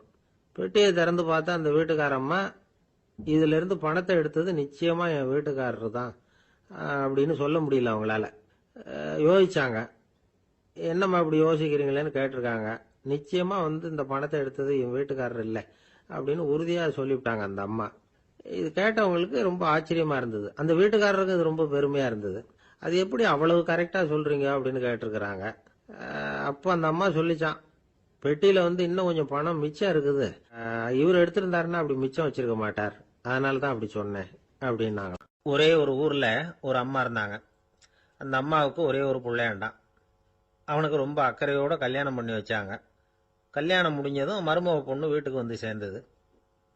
அப்பாடா, என் கடமை முடிஞ்சது, இனிமே அக்கடான்னு எங்கேயாவது ஒரு மூலையில படுத்து கிடக்கலாம் அப்படின்னு நினைச்சாங்க அந்த அம்மா. ஆனா நினைக்கிறபடி எங்க நடக்குது? அதுக்கப்புறம் தான் பிரச்சனையே ஆரம்பமாச்சு. மருமகள் குணம் சரியில்லை, ஒரு மாதிரி. அந்த பொண்ணு வீட்டுக்கு வந்ததுமே முதல் வேலையா மாமியாரை பார்த்து, அதுதான் நான் வந்துட்டேன்ல, இனிமே உங்களுக்கு என்ன வேலைங்க, புறப்பட வேண்டியது தானே, காசி ராமேஸ்வரம்னு எங்கேயாவது போங்க அப்படின்னுட்டு தான். மாமியாரை பார்த்தாங்க, கொஞ்சம் யோசனை பண்ணாங்க. இந்த பாருமா, நீ இப்படி சொல்றதுக்கு முன்னாடியே வீட்டை விட்டு புறப்படணுங்கிற முடிவுக்கு நான் வந்துட்டேன். வீட்டை மட்டும் இல்ல, இந்த உலகத்தை விட்டே கூட போறதுக்கு தயாரா இருக்கிறேன். ஆனா ஒரே ஒரு விஷயத்துக்காக என் உயிரை கையில பிடிச்சிக்கிட்டு இருக்கிறேன் அப்படின்னாங்களாம். என்ன விஷயம்னு கேட்டது இந்த மருமக பொண்ணு. வேற ஒண்ணும் இல்ல, என் பிள்ளைக்கு கல்யாணம் பண்ணி வச்சுட்டேன். ஒரு பேர புள்ள பிறந்து அதை என் கண்ணால பார்த்துட்டேன்னா நான் எங்க வேணும்னாலும் போறதுக்கு தயாரா இருக்கிறேன் அப்படின்னாங்களாம் அந்த மாமியார். மாமியார் இப்படி சொல்றதுலயும் நியாயம் இருக்கிறதாக பட்டுது அந்த பொண்ணுக்கு. சரி, அப்படியே இருந்து பார்த்துட்டு போகலாம் அப்படின்னு அனுமதி கொடுத்தது. கொஞ்ச காலத்துல ஒரு பேரன் பிறந்தான். அந்த அம்மாவும் பேரனை கண்ணால பார்த்துட்டாங்க. சரி, பேரனை பார்த்தாச்சுல்ல, இனிமே புறப்பட வேண்டியது தானே அப்படின்னது மருமக பொண்ணு. மாமியார் பார்த்தாங்க. நீ சொல்றது சரிதாம்மா, அதுல ஒன்றும் தப்பு இல்லை. என்னோட பேரன் உங்களை அம்மா அப்பான்னு கூப்பிடுறத என் காது குளிர கேட்டுட்டு போயிடுறேனே அப்படின்னாங்களாம். சரி, அந்த ஆசையும் நிறைவேறட்டும் அப்படின்னு காத்துக்கிட்டு இருந்தாங்க. பேரன் வளர்ந்தான், நடந்தான், பள்ளிக்கூடம் போனா, பெரியவனானான். மருமக பொண்ணு மறுபடியும் மாமியாரை விரட்ட ஆரம்பிச்சுட்டுது. இன்னும் புறப்படலையான்னு. இதை பாருமா, இது வரைக்கும் இருந்துட்டேன். பேரனோட கல்யாணத்தையும் கண்ணால பார்த்தாதான் இந்த கட்டை வேகும் போல இருக்குது அப்படின்னு சொல்லி ஒரு மாதிரியா பேச ஆரம்பிச்சாங்க. இதுவும் நியாயமான ஆசையாக தான் படுது அப்படின்னு அது யோசிச்சிருக்கு அந்த பொண்ணு. சரின்னு அதுக்கும் ஒத்துக்கிட்டது. உடனே பேரனுடைய கல்யாணமும் முடிஞ்சது ஒரு வழியா. இனிமே ஒரு நொடி கூட இங்க இருக்கக்கூடாது, புறப்படுங்க அப்படின்னு மாமியாரை விரட்டிச்சான் அந்த பொண்ணு. இப்ப அந்த மாமியார் தன்னோட மருமகளை பார்த்து சொல்றாங்க, இதோ கிளம்பிட்டேம்மா, என் மூட்டை முடிச்செல்லாம் கட்டிக்கிட்டேன், புறப்பட்டுட்டேன். அப்படியே நீயும் உன் துணிமணிகளை மூட்டை கட்டிக்கிட்டு கிளம்பிடும் என்னோட சேர்ந்து, 2 பேருமா சேர்ந்து போயிடலாம் அப்படின்னாங்களாம். அந்த பொண்ணு முழிக்குது. முழிக்காதே, உனக்கும் ஒரு மருமக வந்துட்டா, இனிமே நீயும் ஒரு மாமியார் தானே, உனக்கும் இனிமே இங்க வேலை இல்லை, புறப்படு அப்படின்னாங்களாம். அப்பதான் அந்த பொண்ணு சிந்திக்க ஆரம்பிச்சுதான், தன்னோட தவறு புரிஞ்சுதான். இந்த தகவலை கேட்டுட்டு இருக்கிற மருமகள்லாம் இதை பத்தி கொஞ்சம் யோசிச்சு பார்க்கணுங்கிறதுக்காகத்தான் இதை சொல்றோம் மாமியார்கள் சார்பா. கொஞ்ச நாளைக்கு முன்னாடி ஒரு பொண்ணை பார்த்து பேசுற சந்தர்ப்பம் கிடைச்சது ஒரு கல்யாண வீட்டில். அந்த பொண்ணு சொல்லிச்சு, சார் எனக்கு கல்யாணம் ஆகி 15 வருஷம் ஆகுது, நான் மாமியார்கிட்ட சண்டை போட்டதே இல்லை அப்படின்னு ரொம்ப அடக்கமாக சொல்லிச்சு. அது எப்படிம்மா சாத்தியமாச்சுன்னு கேட்டோம். எனக்கு கல்யாணம் ஆகி 15 வருஷம்தான் ஆச்சு, ஆனால் என் மாமியார் செத்து போய் 20 வருஷத்துக்கு மேலே ஆயிட்டுது அப்படின்னுது. லோகமானிய பாலகங்காதர திலகர் இருந்தார்ல, அவருக்கு 15 வயசுலேயே கல்யாணம் நடந்துதான். மனைவி பேரு தபிபாய். ரொம்ப பெரிய குடும்பத்து பொண்ணு, நல்ல குணம். அவங்க குடும்பம் நடத்திக்கிட்டு இருக்கிறாங்க. அந்த காலத்துல திருடர்கள் பயம் அதிகம். இந்த காலத்துல மட்டும் என்னன்னு கேக்குறீங்களா? நீங்க கேக்குறது நியாயம்தான். இருந்தாலும் இந்த காலத்து திருடனுக்கும் அந்த காலத்து திருடனுக்கும் ஒரு முக்கியமான வித்தியாசம் உண்டு. அதாவது அந்த காலத்து திருடன்லாம் நியாயம் அநியாயம் பாக்குறது உண்டு, இந்த காலத்துல அப்படி பாக்குறது இல்லை. அந்த காலத்துல திருட வர்றவங்கள்ட்ட கூட ஒரு தார்மீக உணர்வு உண்டாம். அதாவது அப்போ உள்ள கொள்ளைக்காரங்க எதை களவாடினாலும் சரி, அரிசியை மட்டும் களவாடுறது இல்லையா, அப்படி ஒரு கொள்கை. அதனால பாருங்க, அந்த காலத்து பெண்கள் நகை நட்டுகளை பத்திரமா வைக்கணும்னா பெட்டியில வைக்கிறது இல்ல, அரிசி பானையில போட்டு வச்சு விடுறது. இப்பெல்லாம் பேங்க்ல சேஃப்டி லாக்கர்னு இருக்குல்ல, அது மாதிரி அந்த காலத்துல சேஃப்டி லாக்கருங்கிறது அரிசி பானை. வளையல், மூக்குத்தி, தோடு இப்படி எதுவா இருந்தாலும் அதுல போட்டு பத்திரமா வச்சிருவாங்க. திருடன் அரிசி பானை பக்கம் போறதில்ல. ஏன்னா சாப்பிடுற விஷயத்துல கை வைக்கக்கூடாது, அது பாவம் அப்படின்னு அவன் நினைக்கிறான்.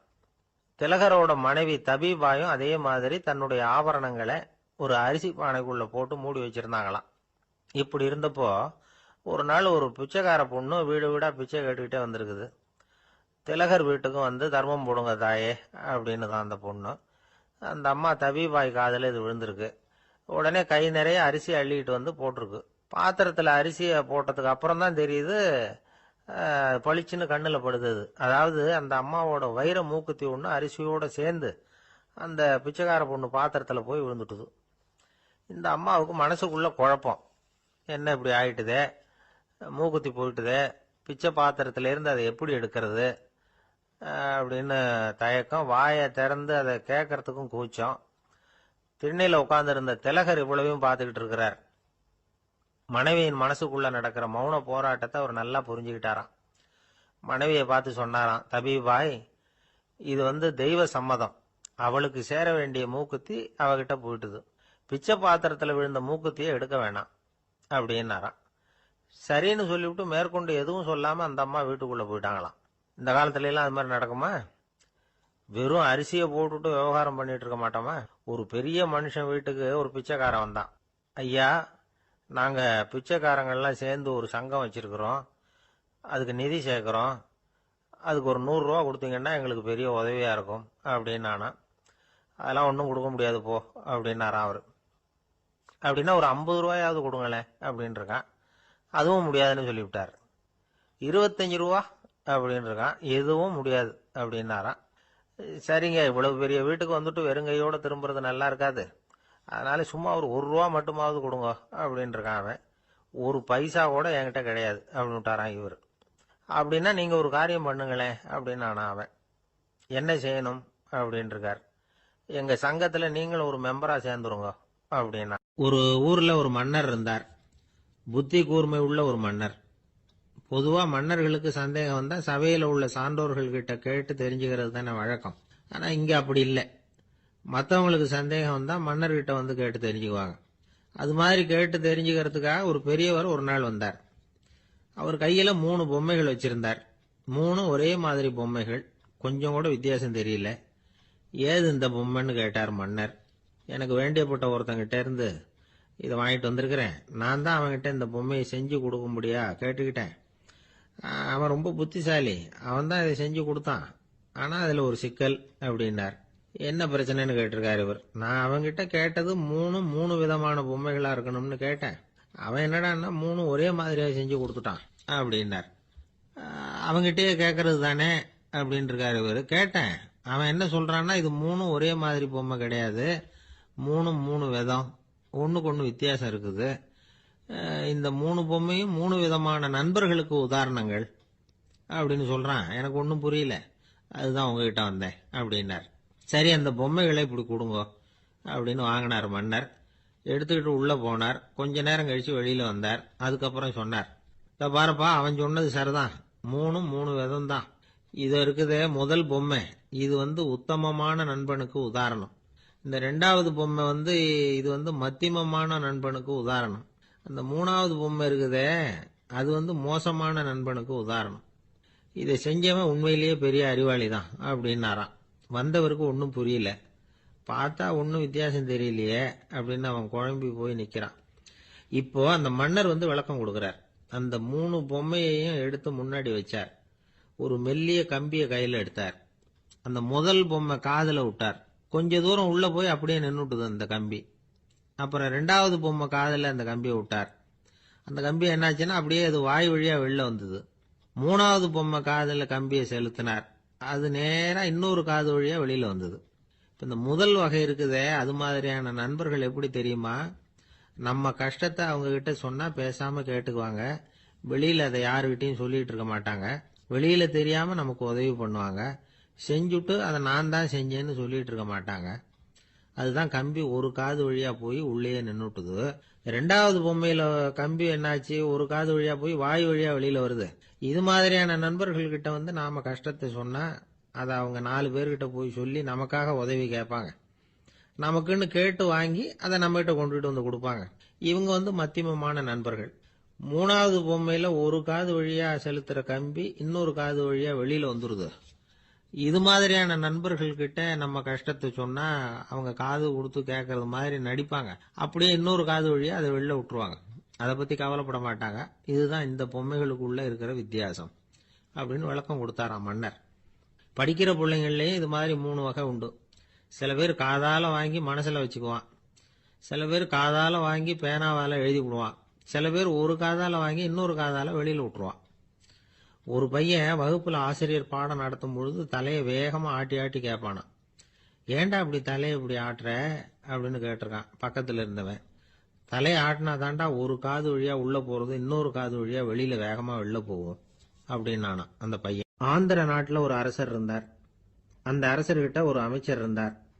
அந்த அமைச்சர் பேரு ராயண பாஸ்கர். அவர் ஒரு பெரிய அறிவாளி. அது மட்டும் இல்ல, மிகச்சிறந்த கொடையாளி. யார் எது கேட்டாலும் இல்லைன்னு சொல்ல மாட்டாராம். அதன் காரணமாவே அவர்கிட்ட இருந்த செல்வம் நாளுக்கு நாள் குறைஞ்சிக்கிட்டே வந்துட்டுதான். கடைசியில குடும்பத்துக்குன்னு எதுவும் வைக்காமலே அவர் போய் சேர்ந்துட்டார். மகனும் இறந்துட்டார். அந்த குடும்பத்துல மிஞ்சி இருந்தது அவருடைய மருமகள், ஒரு பேரன், அவ்வளவுதான். இருந்த ஒரே சொத்து பழுதடைஞ்ச ஒரு வீடு. அந்த அம்மா மற்ற வீடுகளில் வேலை செஞ்சு தன்னுடைய பிள்ளைய படிக்க வச்சுக்கிட்டு வராங்க. அந்த புள்ள ஒரு பெரிய வள்ளலுடைய பேரன்கிறது அந்த பள்ளி வாத்தியார்களுக்கும் தெரியும். அதனால அவங்களும் இவங்கிட்ட கொஞ்சம் அன்பாவும் அக்கறையாகவும் பழகி பாடம் சொல்லி கொடுத்துக்கிட்டு இருக்கிறாங்க. ஒரு நாள் ஒரு புகழ்பெற்ற கவிஞர் ஒருத்தர் அந்த பள்ளிக்கூடத்துக்கு வந்திருக்கிறார். ஆசிரியர்கள் கிட்ட பேசிக்கிட்டு இருந்தப்ப ஒரு செய்தியை சொன்னாராம். ராயண பாஸ்கர்ங்கிற வள்ளல் எனக்கு நிறைய உதவிகள் செஞ்சிருக்கார், என்னை பாராட்டி பரிசுகள்லாம் கொடுத்துருக்கிறார். அந்த வள்ளல் வாழ்ந்த கிராமத்தை பார்க்கணுங்கிறதுக்காக தான் இப்போ இங்கே வந்திருக்கிறேன் அப்படின்னாராம். ஆசிரியர் உடனே இந்த பையனை கூப்பிட்டு, இதை பாருங்க, இவன் யாரு தெரியுமா, நீங்க குறிப்பிடுகிற அந்த வள்ளலின் பேரன் அப்படின்னு அறிமுகப்படுத்தினாராம். கவிஞரின் கண்கள்ல ஆனந்த கண்ணீர். அந்த பரவச நிலையிலேயே அந்த வள்ளலை பற்றி கவி பாட ஆரம்பிச்சுட்டாராம். இந்த சின்ன பையன் அதை கேட்டிருக்கிறான். உடனே என்ன பண்ணான் தெரியுமோ, தன் கையில் அணிஞ்சிருந்த ஒரு பொன் வளையலை கழட்டி அந்த கவிஞருக்கு பரிசா கொடுத்துட்டானாம். எல்லாருக்கும் ஆச்சரியம். தாத்தா இருக்கும் நிலையில கொடுத்தார், பேரன் இல்லாத நிலையிலையும் கொடுக்குறான். பையனை எல்லாரும் பாராட்டினாங்களாம். இருந்தாலும் அவனுக்குள்ள ஒரு பயம் எதுவும் ஆரம்பமாச்சு. பள்ளிக்கூடம் விட்டு வீட்டுக்கு வரும்பொழுது அந்த பயம் இன்னும் அதிகமாயிட்டுது. அம்மா என்ன சொல்லுவாங்களோ தெரியலையே, ஏதோ திடீர்னு தோணிச்சு வளையல கழட்டி கொடுக்கணும்னு கொடுத்துட்டோம். குடும்பம் இருக்கிற நிலையில இப்படி நான் செஞ்சது தப்பா, வீட்டு செலவுக்கே அம்மா எவ்வளவு கஷ்டப்படுறாங்க, வீட்டுக்கு போனதும் என்ன நடக்குமோ தெரியலையே அப்படின்னு நினைச்சு பயந்துகிட்டே அவன் வீட்டுக்குள்ள அடி எடுத்து வைக்கிறான். அம்மா கூப்பிட்டு சாப்பாடு போட்டாங்க. அவங்க கண்ணுல படக்கூடாதுங்கிறதுக்காக ஒரு கையை பின்னாடி மறைச்சிக்கிட்டே இருந்தான். அம்மா இதை கவனிச்சுட்டாங்க. ஏய், உன் கையை ஏன் அப்படி வச்சிருக்கிற, உன் கைக்கு என்னாச்சு, ஏதாவது அடிபட்டு போச்சா அப்படின்னு கேட்டுக்கிட்டே கையை எடுத்து பார்க்கறாங்க. வளையல காணல. வளையல் எங்க அப்படின்னு கேட்கறாங்க. இவன் தயங்கிக்கிட்டே நடந்ததை சொல்றான். அதை கேட்டதும் அந்த அம்மாவோட முகம் கோபத்தால சவுந்து போச்சான். முட்டாளே, என்ன காரியம் பண்ண அப்படின்னு கன்னத்துல அரைஞ்சிட்டாங்களாம். அம்மா, என்னை அடிக்காத, ஏதோ தெரியாம தப்பு பண்ணிட்டேன் அப்படின்னு இருக்கான். மகனே, வளையல கொடுத்ததுக்காக நான் உன்னை அடிக்கல அப்படிங்க, பின்ன எதுக்கு அடிச்சேன்னு கேட்டிருக்கான். உன் பாட்டனார் ஒரு பெரிய வள்ளல், அவரு எதையும் பாதி வேலையை செய்யறது இல்ல, அவருடைய பேரை நீ அரைகுறை வேலை செஞ்சுட்டு வந்திருக்கிற அப்படின்னாங்களாம். என்னம்மா சொல்றேன் இருக்கான். நீ ஒரே ஒரு வளையல மட்டும்தானே கழட்டி கொடுத்துருக்குற, கொடுக்கறதா இருந்தா ரெண்டையும் சேர்த்துல கொடுத்துருக்கணும், அதுதானே உங்க தாத்தாவுக்கு பெருமை அப்படின்னாங்களாம். அம்மா, தெரியாம செஞ்சுட்டேன், உங்ககிட்டையும் அரை வாங்கிட்டேன் அப்படி இப்படின்னு அவன் சொல்லியிருக்கிறான். இப்போ அம்மா கொஞ்சம் இருங்க, அந்த கவிஞர் இன்னைக்கு நம்ம ஊர்ல தான் தங்கி இருப்பார், நாளைக்கு காலையில தான் அவர் எங்க இருக்காருன்னு விசாரிச்சு இன்னொரு வளையலையும் கொடுத்துட்றேன் அப்படின்னு இருக்கான். மகனே, நல்ல செயல்களை எல்லாம் நாளைக்குன்னு ஒத்தி போடாத, நாளைக்கு என்ன நடக்குங்கிறது யாருக்கு தெரியும், இப்பவே போ, எங்க இருக்காருன்னு பாரு அப்படின்னு இருக்காங்க. மகன் புறப்பட்டான். பள்ளி ஆசிரியர்கிட்ட போய் கேட்டானான் அந்த கவிஞர் எங்க இருக்காருன்னு. அவர் சொன்னாராம். உடனே போய் அவர் இருக்கிற இடத்துல கதவை தட்டியிருக்கான். ராத்திரி நேரத்தில் இவனை கண்டதும் அவருக்கு ரொம்ப ஆச்சரியம். இவன் இன்னொரு கை வளையலையும் எடுத்து நீட்டியிருக்கான். அவர் திகைச்சு போய் நிற்கிறார். அவரால் என்ன பண்றதுன்னே தெரியல, ஆனந்த கண்ணீர். இது பெரியவர்கள் கூற கேட்ட ஒரு வரலாறு. இன்னைக்கு இப்படிப்பட்டவங்களை பார்க்க முடியுமா? வறுமை வள்ளல் தன்மையை ஒன்று செய்து விடாதுங்கிறதுக்கு இது ஒரு உதாரணம். ஒருத்தன் இன்னொருத்தனை பார்த்து கேட்டானா, எங்க தாத்தா உங்க தாத்தாவுக்கு 100 ரூபா கடன் கொடுத்துருக்கிறார், அதை எப்போ திருப்பி கொடுக்க போறேன்னு. கவலைப்படாத, எங்க பேரன் அதை உங்க பேரன்ட்ட திருப்பி கொடுத்துருவான் அப்படின்னு நானா. ஒரு கணவன் மனைவி எப்ப பார்த்தாலும் அவங்க 2 பேருக்கும் இடையில சண்டை வந்துகிட்டே இருந்தது. இதுல என்ன ஆச்சரியங்கிறீங்களா? நான் அதுக்காக சொல்ல வரல, இது வேற விஷயம். அதாவது சண்டை போடாம இருக்கிறதுக்கு வழி சொல்ற தகவல் இது. நான் சொன்ன அந்த கணவன் மனைவி எப்படின்னா, கணவன் ஒரு வார்த்தை சொன்னா மனைவி கிட்ட இருந்து 2 வார்த்தை பதிலா வரும். இதுக்கு கணவன் கிட்ட இருந்து 4 வார்த்தை பதிலா வரும். இப்படி வார்த்தைகள் பெருகி போய் கடைசியில வம்புல முடியும். அந்த அம்மா பொறுத்து பொறுத்து பார்த்தாங்க, அவங்களால தாக்கு பிடிக்க முடியல. பக்கத்து வீட்லயும் ஒரு கணவன் மனைவி இருந்தாங்க, அவங்களுக்குள்ள சண்டை வர்றதில்ல. அது எப்படி அவங்களால மட்டும் சண்டை போடாம இருக்க முடியுது அப்படின்னு இந்த அம்மாவுக்கு ஆச்சரியம். ஒரு நாள் நேரா பக்கத்து வீட்டு அம்மா கிட்டே போய், ஏம்மா, நீங்க எப்படி கணவனும் மனைவியும் சண்டை போட்டுக்காம இருக்கிறீங்க, அது எப்படி முடியுது உங்களால அப்படின்னு கேட்டாங்க. அதுக்குன்னு ஒரு மருந்து இருக்குது, அதை சாப்பிட்டா சண்டை வராது அப்படின்னாங்க அவங்க. சரிங்க, அந்த மருந்தை அவரு சாப்பிட மாட்டாரே, மாட்டேன்னு சொல்லிட்டா என்ன பண்றது அப்படின்னு கேட்டிருக்கிறாங்க இவங்க. அந்த மருந்து அவருக்கு இல்லம்மா, உனக்கு தான் அப்படின்னாங்களாம் அவங்க. அப்படியா, அப்படின்னா கொடுங்க, ரொம்ப நல்லதா போச்சு, அதை எப்படி சாப்பிடுறதுங்கிற விவரத்தையும் சொல்லுங்க, எங்க அது கிடைக்கும்ங்கிறதையும் சொல்லுங்க, வாங்கிக்கிறேன் அப்படின்னு கேட்டாங்களாம் இவங்க. வேற எங்கேயும் போய் வாங்க வேண்டாம், என்கிட்டயே இருக்க அந்த மருந்து, அதுல கொஞ்சம் தர்றேன், வாங்கி வச்சுக்க. உன் வீட்டுக்காரர் உன்னோட சண்டையை ஆரம்பிக்கிற போலாம் நீ இந்த மருந்துல 1 ounce வாயில ஊத்திக்கணும். அதை உடனே குடிச்சிடக்கூடாது, ஒரு 5 நிமிஷமாவது அது வாயில இருக்கணும், அதுக்கப்புறம் குடிச்சுடலாம் அப்படின்னு சொல்லி ஒரு பாட்டில் மருந்தை இந்த அம்மா கிட்ட கொடுத்து அனுப்புனாங்களாம். மருந்தை எடுத்துக்கிட்டு இந்த அம்மா வீட்டுக்கு வந்திருக்கிறாங்க. வீடு பூட்டி இருந்ததுனால கணவன் வந்து வாசல்லையே காத்துக்கிட்டு இருக்கிறான். மனைவியை கண்டதும் சண்டை போட ஆரம்பிச்சிட்டான். வீட்டை பூட்டிவிட்டு எங்கே போய் தொலைஞ்ச, எவ்வளவு நேரமாக ஒரு மனுஷன் வாசல்லையே காத்துட்டு கிடக்கிறது, அப்படி இப்படின்னு கத்த ஆரம்பிச்சிட்டான். மனைவி இதுக்கு பதிலே சொல்லலை. அந்த அம்மா பேசாம வீட்டை திறந்தாங்க, சமையல் அறைக்குள்ளே போனாங்க, ஒரு அவுன்ஸ் மருந்தை வாயில் ஊற்றிக்கிட்டாங்க. அன்னைக்கு சண்டை வந்து மேற்கொண்டு வளரவே இல்லை, நின்றுட்டுது. மருந்து பரவாயில்லை. அதுக்கப்புறம் பல சந்தர்ப்பங்களில் சண்டை வரும் போல இருக்கிற போலாம் இந்த மருந்து அதை நிறுத்தியிருக்கு. பிரமாதமான மருந்தாக இருக்குது இது, இதை கொஞ்சம் அதிகமாகவே வாங்கி வீட்டில் வச்சுக்க வேண்டியது தான் அப்படின்னு முடிவு பண்ணிட்டு இந்த அம்மா மறுபடியும் பக்கத்து வீட்டு அம்மாகிட்ட போனாங்க. எவ்வளவு விலையானாலும் சரி, நான் காசு கொடுத்து வாங்கி வச்சுக்கிறேன், எந்த கடையில் இருக்குது இந்த மருந்து சொல்லுங்க அப்படின்னு கேட்டாங்க. இந்த மருந்துக்கு விலையே கிடையாதுங்க, இலவசமாகவே கிடைக்கும்னாங்களாம் அவங்க. அது எப்படி விலை இல்லாமல் இதை விற்க முடியுது அப்படின்னு கேட்டாங்களாம் இவங்க. அது மருந்தாக இருந்தால் தானே விலை வைக்கிறதுக்கு, அது வெறும் தண்ணி தானே அப்படின்னாங்களாம். வெறும் தண்ணியா சண்டையை நிறுத்துது அப்படின்ட்டு இருக்காங்க இவங்க. அது சண்டையை நிறுத்தல, உன்னோட மௌனம் தான் சண்டையை நிறுத்துது. நீ வாயில தண்ணியை வச்சுக்கிறதுனால எதிர்த்து பேசுறதில்ல, அதனால உன்னுடைய கணவர் கோபம் வந்து சாந்தமாயிடுது அப்படின்னாங்களாம் அவங்க. இந்த கதையிலிருந்து சண்டையை நிறுத்துற மருந்து எதுன்னு தெரிஞ்சுக்கிட்டோம் இல்லையா.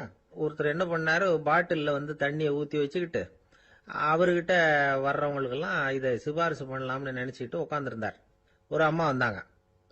இதை கேட்டுவிட்டு இதையே ஒரு மருந்து மாதிரி கொடுக்கலாம்ங்கிறது அவர் முடிவு. அதனால பாட்டிலில் தண்ணி அடைச்சி வச்சுக்கிட்டு அதில் கலருக்காக என்னத்தையோ ஒரு ஜீரகம் அது மாதிரி எதையாவது கலந்து வச்சுக்கிட்டு ஒரு மருந்து மாதிரி ஒரு பாவனையில் வச்சுக்கிட்டு உட்காந்துருக்கார். யாராவது வீட்டில் சண்டைன்னா என்கிட்ட வாங்க மருந்து தரேன்னு.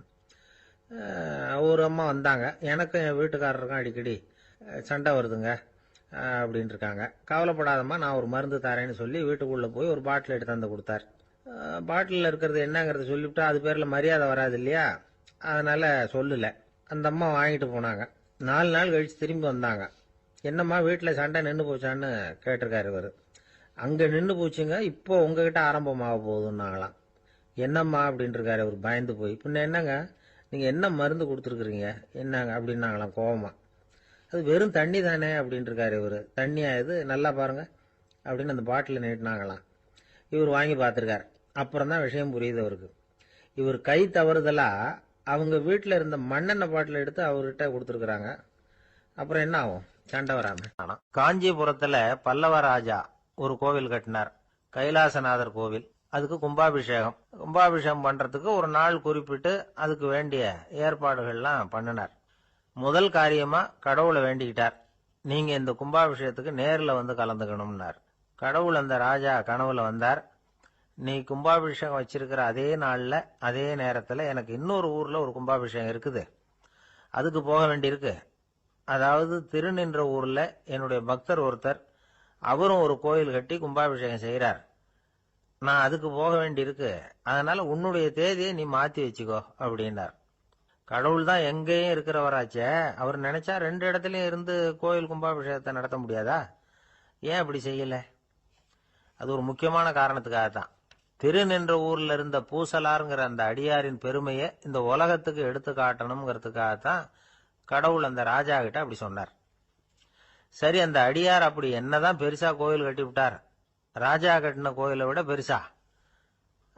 அவர் கட்டினது கருங்கல்லாலேயோ மண்ணாலேயோ மரத்தாலேயோ இல்ல. அவர் கட்டின கோயில் வந்து வேற மாதிரி. அது வந்து மனசால கட்டின கோயில், மனசுக்குள்ள இருக்கிற கோவில், மனக்கோவில். அந்த அடியார் தன்னோட மனசுக்குள்ள மாசக்கணக்கா ஒவ்வொரு கல்லா சேர்த்து கட்டின கோவில். இந்த விஷயம் ராஜாவுக்கு தெரியாது. அவர் என்ன நினைச்சுட்டாரு, அது நாம கட்டின கற்கோயிலை விட ரொம்ப பெருசா இருக்கும் போல இருக்கு அப்படின்னு நினைச்சுட்டாரு. சரி, அப்பேற்பட்ட அந்த கோயிலை வந்து தரிசனம் பண்ணிவிட்டு வருவோம் அப்படின்னு நினைச்சு ராஜா திருநின்ற ஊருக்கு போறார். அங்க போய் பார்த்தா கோயிலையும் காணும், ஒன்னையும் காணும். கடைசியில பூசலார் கட்டின மனக்கோவில் தான் அதுங்கிறத அவர் புரிஞ்சுக்கிறார். உடனே அந்த அடியாரின் காலில் விழுந்து வணங்குறார். அவரோ, இது மனசால முயன்ற கோவில், இதுக்கு இத்தனை பெருமையா அப்படின்னு ஆச்சரியப்படுறார். இதுல ஆச்சரியப்படுறதுக்கு ஒண்ணும் இல்ல. ஆண்டவன் விரும்புறது அகபக்தியையே தவிர புற தோற்றங்களே அல்ல. இதை நாம புரிஞ்சுக்கிட்டோம்னா நமக்குள்ள எந்த வேறுபாடுகளும் வர்றதுக்கு வழியே இல்லை. இன்னொரு ராஜா இருந்தார். அவரு ஆண்டவனுக்கு படைக்கிறதுக்காக ஒரு தார் நல்ல செவ்வாழைப்பழமா எடுத்துக்கிட்டு போகணும்னு நினைச்சார். அதனால முத நாளே அதை வாங்கிட்டு வர சொன்னார் வேலைக்காரங்கிட்ட. வேலைக்காரன் போனான், கடைத்தெருவில் ஒரு தார் பழம் வாங்கினான். வர்ற வழியில அவன் குடிசை. அப்படியே எட்டி பார்த்துட்டு போவோமேன்னு நினைச்சான். போனான். அங்க இவனோட குழந்தை பாவம் பசியால கத்திட்டு இருக்கு. இவன் பார்த்தான், இவ்வளவு பெரிய தாரில் ஒரு 2 பழம் எடுத்தா தெரியவா போகுது அப்படின்னு நினைச்சு ஒரு 2 பழத்தை பிச்சு அந்த குழந்தைகிட்ட கொடுத்தான். அது அதை வாங்கி வயிறார சாப்பிட்டது. பசி அடங்குச்சு, விளையாட போயிட்டுது. இவன் அதுக்கப்புறம் வாழைப்பழத்தை எடுத்துக்கிட்டு அரண்மனைக்கு வந்தான். 2 பழம் பிச்சிருக்கிறது ராஜாவுக்கு தெரிஞ்சு போச்சு. இவன் உண்மையை சொல்லிவிட்டான். உடனே ராஜா, கடவுளுக்கு படைக்க வேண்டிய பொருளை குழந்தை வந்து எச்சில் பண்ண விட்டுருக்கியே அப்படின்னு சொல்லி அவனை கட்டி வச்சு சாட்டையால் அடிச்சார் பாவம். மறுநாள் பழத்தை கோயிலுக்கு எடுத்துட்டு போனார். கடவுள் முன்னாடி வச்சார். கடவுள் கண்ணை திறந்து பார்த்தார், பழம்லாம் அழுகி இருக்குது. என்ன இது அழுகி போன பழம் அப்படின்னார். ராஜா முழிச்சார். நல்லா தானே இருந்தது அப்படின்னு நினைச்சார். அப்போ கடவுள் அந்த ராஜா கிட்ட சொன்னாராம், இத பாருப்பா, இந்த தாரில் 2 பழம் தான் நல்ல பழம். அந்த 2 பழங்களையும் நேத்திக்கே நான் சாப்பிட்டுட்டேன் அப்படின்னாராம். அப்பதான் ராஜாவுக்கு புரிஞ்சுது, ஏழை குழந்தையின் பசியை தீர்க்கறதுக்காக உதவுன அந்த 2 பழம் தான் இறைவன் சாப்பிட்ட பழம்னு. இறைவன் இருக்கிற இடம் எது? இதுதான். உங்க பையன் எப்படி சார் இருக்கான் அப்படின்னு விசாரிச்சார் ஒருத்தர். அவன் என்ன சார், எதை சொன்னாலும் காதில் வாங்க மாட்டேங்கிறான், அவன் பாட்டுக்கு போறான் வர்றான் அப்படின்னு சொல்லி அழுத்துக்கிட்டார் அப்பா. பெரியவங்க சொல்றத சின்ன பிள்ளைங்க கேட்கறது இல்லைங்கிறது ஒரு குறை. பெரியவங்க சொல்றது சின்ன பிள்ளைங்க காதலையே விழறது இல்லைங்கிறது ஒரு குறை. இது கொஞ்சம் சீரியஸான விஷயம், கவனிச்சு பார்க்கணும். ஒரு குழந்தைக்கு காது சரியா கேட்குதா இல்லையா அப்படிங்கிறத நாம தான் கவனிச்சு பார்த்து கண்டுபிடிக்கணும். அதுவா நம்ம கிட்ட தவழ்ந்து வந்து, அப்பா எனக்கு காது கேட்கல, அழைச்சிட்டு போங்க டாக்டர்கிட்ட அப்படின்னுலாம் சொல்லிக்கிட்டு இருக்காது. அது சரி, ஒரு குழந்தைக்கு காது சரிவர கேட்குதா இல்லையா அப்படிங்கிறத முன்கூட்டியே நாம தெரிஞ்சுக்கிறது எப்படி? அதுக்கு சில வழி இருக்கு. உங்க குழந்தைய கொஞ்சம் அப்படியே கவனிச்சு பாருங்க. அடிக்கடி ஜலதோஷம், காதுல அரிப்பு ஏற்படுதா, மூக்கு வந்து விரிவாகவும், அப்புறம் வந்து டான்சில், அடினாய்டு, சத அழற்சி, இது மாதிரி ஏதாவது இருக்கா, வாயிலிருந்து எச்சில் ஒழுகுதா, குழந்தை வாயினால சுவாசிக்குதா, பற்கள் வந்து முன்னாடி தள்ளி வளருதா, இதெல்லாம் அதுக்கு அறிகுறி. அப்புறம் இந்த V, B, D, F, TH இப்படி இந்த ஒலிகள் சேர்ந்த வார்த்தைகளை வந்து குழந்தை வந்து சரியா புரிஞ்சுக்காது. இப்போ உதாரணத்துக்கு பட்டுன்னு சொல்லு குழந்தை அப்படின்னீங்கன்னா அது வந்து கட்டுன்னு சொல்லும். அதாவது பட்டு சவுண்டை அதால புரிஞ்சுக்க முடியல. அப்புறம் உங்க குழந்தை வந்து உங்களை உறக்க பேச சொல்றானா, அடிக்கடி கேள்வி கேட்கறானா, சாப்பிட்றப்போ கவனம் இல்லாம இருக்கானா, படிப்புல போதுமான முன்னேற்றம் இல்லையா, வகுப்புல சரியா கவனிக்கிறது இல்லையா, இப்படிலாம் இருந்தா ஆரம்பத்திலேயே டாக்டர் கிட்ட அழைச்சிட்டு போய் சிகிச்சையை வந்து ஆரம்பிச்சுடலாம், குணப்படுத்தி போடலாம். குழந்தைக்கு காது சரியா கேட்கலன்னா நீங்க செய்ய வேண்டியது என்ன தெரியுமா? அவனுக்கு காது கேட்கலங்கிறதுக்காக அவன் முன்னாடி சத்தம் போட்டு பேசக்கூடாது. மெதுவா சீரா பேசணும், அவனை பார்த்து பேசணும். உங்க உதட்டு அசைவுகள் வந்து அவனுக்கு உதவும், அதை பார்த்தே புரிஞ்சுக்குவான். நீங்க வாயில வெத்தலை பாக்கு போட்டுக்கிட்டோ புகை பிடிச்சிக்கிட்டோ பேசக்கூடாது. அப்படி பேசினா அவனால அந்த உச்சரிப்பை சரியா புரிஞ்சுக்க முடியாது. ஒரு வார்த்தையை சொல்றீங்க, அவனுக்கு புரியல அப்படின்னா அதே வார்த்தையை மறுபடியும் சொல்லணும்.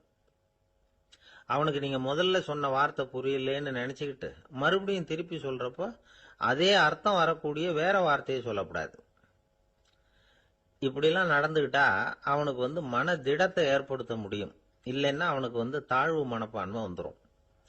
குழந்தைக்கு காது கோளாறுன்னா ஆரம்பத்திலேயே டாக்டர் கிட்ட அழைச்சிட்டு போனா போதும், குணப்படுத்தி விடலாம். அப்புறம் பார்த்துக்கலாமே அப்படின்னு அலட்சியமா இருந்துட்டாதான் கஷ்டம். சில பேர் கோபத்துல சின்ன பிள்ளைங்க காதை பிடிச்சி திருகிறது உண்டு. இது ரொம்ப தப்பு. காது கையோட வந்துட்டா என்ன பண்றது? ஒரு வேடிக்கை கதை, அது கதை தான், நிஜமா நடந்தது இல்லை, அது மாதிரி நடக்கவும் நடக்காது. ஒரு வேடிக்கைக்காக சொல்லப்படுற கதை.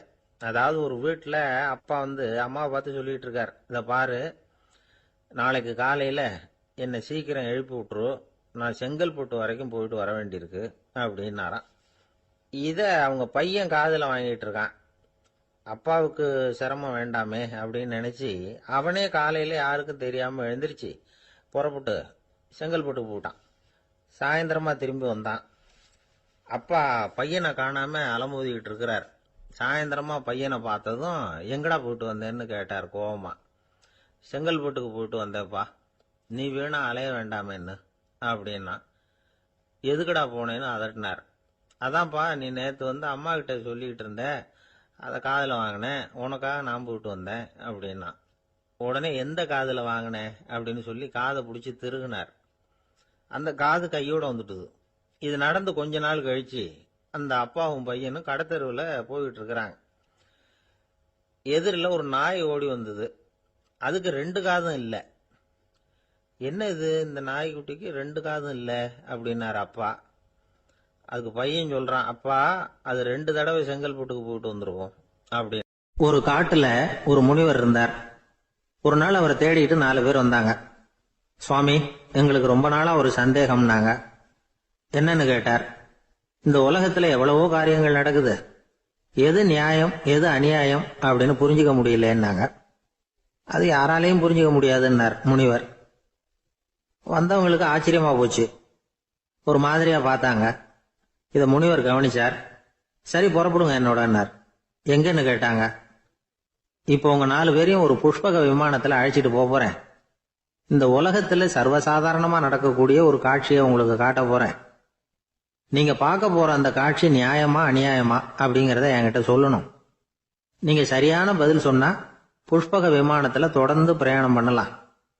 தவறான பதில் சொன்னா இந்த புஷ்பக விமானம் உங்களை கீழே தள்ளி விட்டுரும் அப்படின்னார். 4 பேருக்கும் பயம்தான். இருந்தாலும் முனிவர் கூப்பிடுறாரு அப்படின்னு சொல்லி புறப்பட்டாங்க. அவங்க எல்லாரும் புறப்பட்டு ஒரு காட்டு வழியா போய்கிட்டு இருக்கிறாங்க புஷ்பக விமானத்துல. அங்க நடக்கிற ஒரு காட்சியை காட்டுறார் முனிவர். அதோ அங்க பாருங்கன்னார். அந்த விமானத்துல இருந்தபடியே எல்லாரும் கீழே குனிஞ்சு பாக்குறாங்க. அங்க ஒரு தாய் புலி அப்பதான் குட்டி போட்டிருக்கு. குட்டிகளை ஈன்ற உடனே பசிக்கு இறை தேடி அந்த பக்கமா வருது.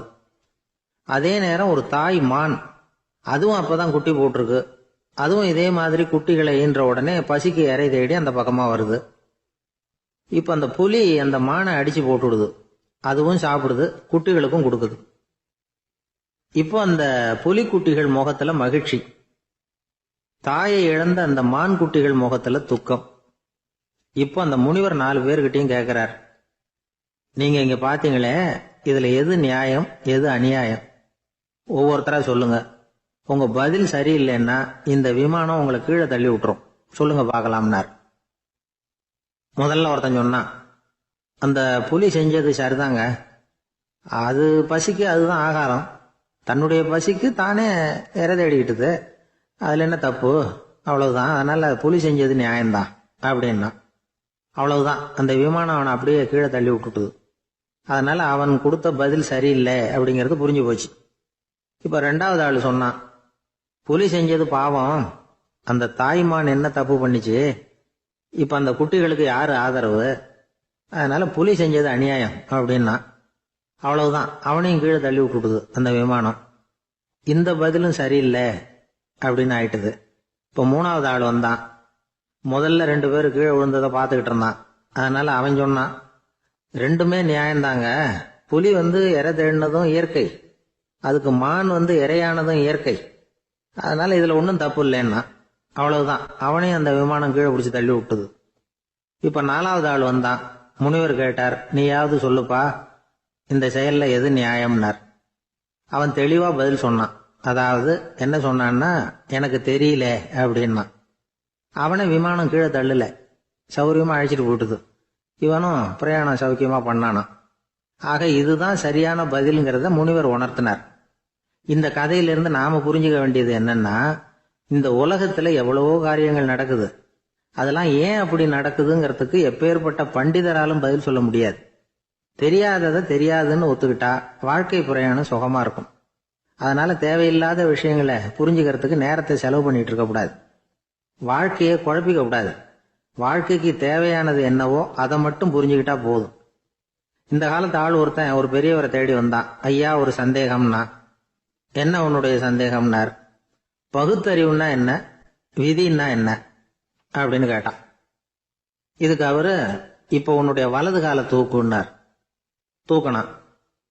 சரி, இப்ப உன்னுடைய வலது கால கீழே இறக்காம உன்னுடைய இடது காலையும் தூக்குன்னார். தூக்கினான். பொத்துன்னு கீழே விழுந்துட்டான். பெரியவர் சொன்னார், உன்னால ஒரு கால தூக்க முடிஞ்சுது, அதுதான் பகுத்தறிவு. 2 கால்களையும் ஒரே சமயத்துல தூக்குனா அடிபடும் அப்படிங்கிறது தான் விதி அப்படின்னு விளக்கம் கொடுத்தார். இவன் தன்னுடைய விதியை நொந்துகிட்டே இடுப்பை பிடிச்சிக்கிட்டு அங்கிருந்து நடந்து போயிட்டான். ஒரு தந்தை தன்னோட பிள்ளைய ரொம்ப தைரியசாலியா வளர்க்கணும்னு ஆசைப்பட்டார். அதுக்காக அவனை கூப்பிட்டு உட்கார வச்சு இப்படி உபதேசம் பண்ணார். இதை பாருப்பா, நான் உன்னாட்டம் இருக்கிறப்போலாம் எதுக்கும் பயப்பட மாட்டேன், ரொம்ப துணிச்சலா இருப்பேன். ஒரு நாள் ஒரு அப்பாவி எலிய ஒரு பூனை துரத்திட்டு ஓடிச்சு. நான் உடனே என்ன செஞ்சேன் தெரியுமா? அந்த பூனையை பிடிச்சேன், அது வாலில் ஒரு பட்டாசு சரத்தை கட்டினேன், கொளுத்தி விட்டேன், படபடன்னு வெடிக்க ஆரம்பிச்சுட்டுது.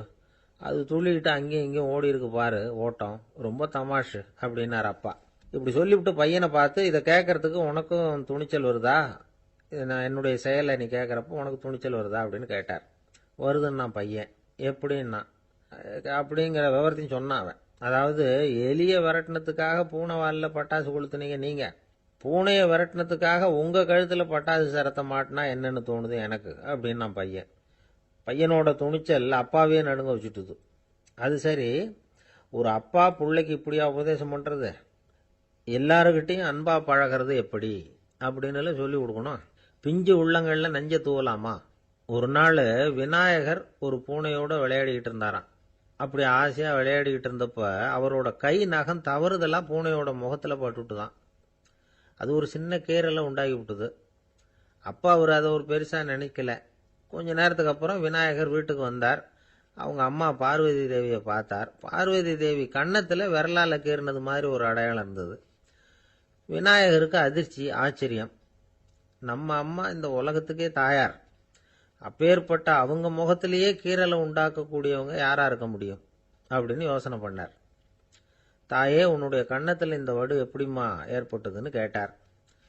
குழந்தாய், இது நீ செஞ்ச காரியம்தான்ப்பா, உன்னுடைய கை நகம் கீறினதுனால ஏற்பட்ட வடு தான் இது அப்படின்னாங்க அவங்க. விநாயகர் திடுக்கிட்டு போட்டார். எப்படிம்மா அது? நான் எந்த காலத்திலையும் உன்னை அப்படி கீறினதாக எனக்கு நினைவு இல்லையே அப்படின்னார். இன்னைக்கு காலையில் ஒரு பூனையை கீறினதை நீ மறந்துட்டியா அப்படின்னாங்க அந்த அம்மா.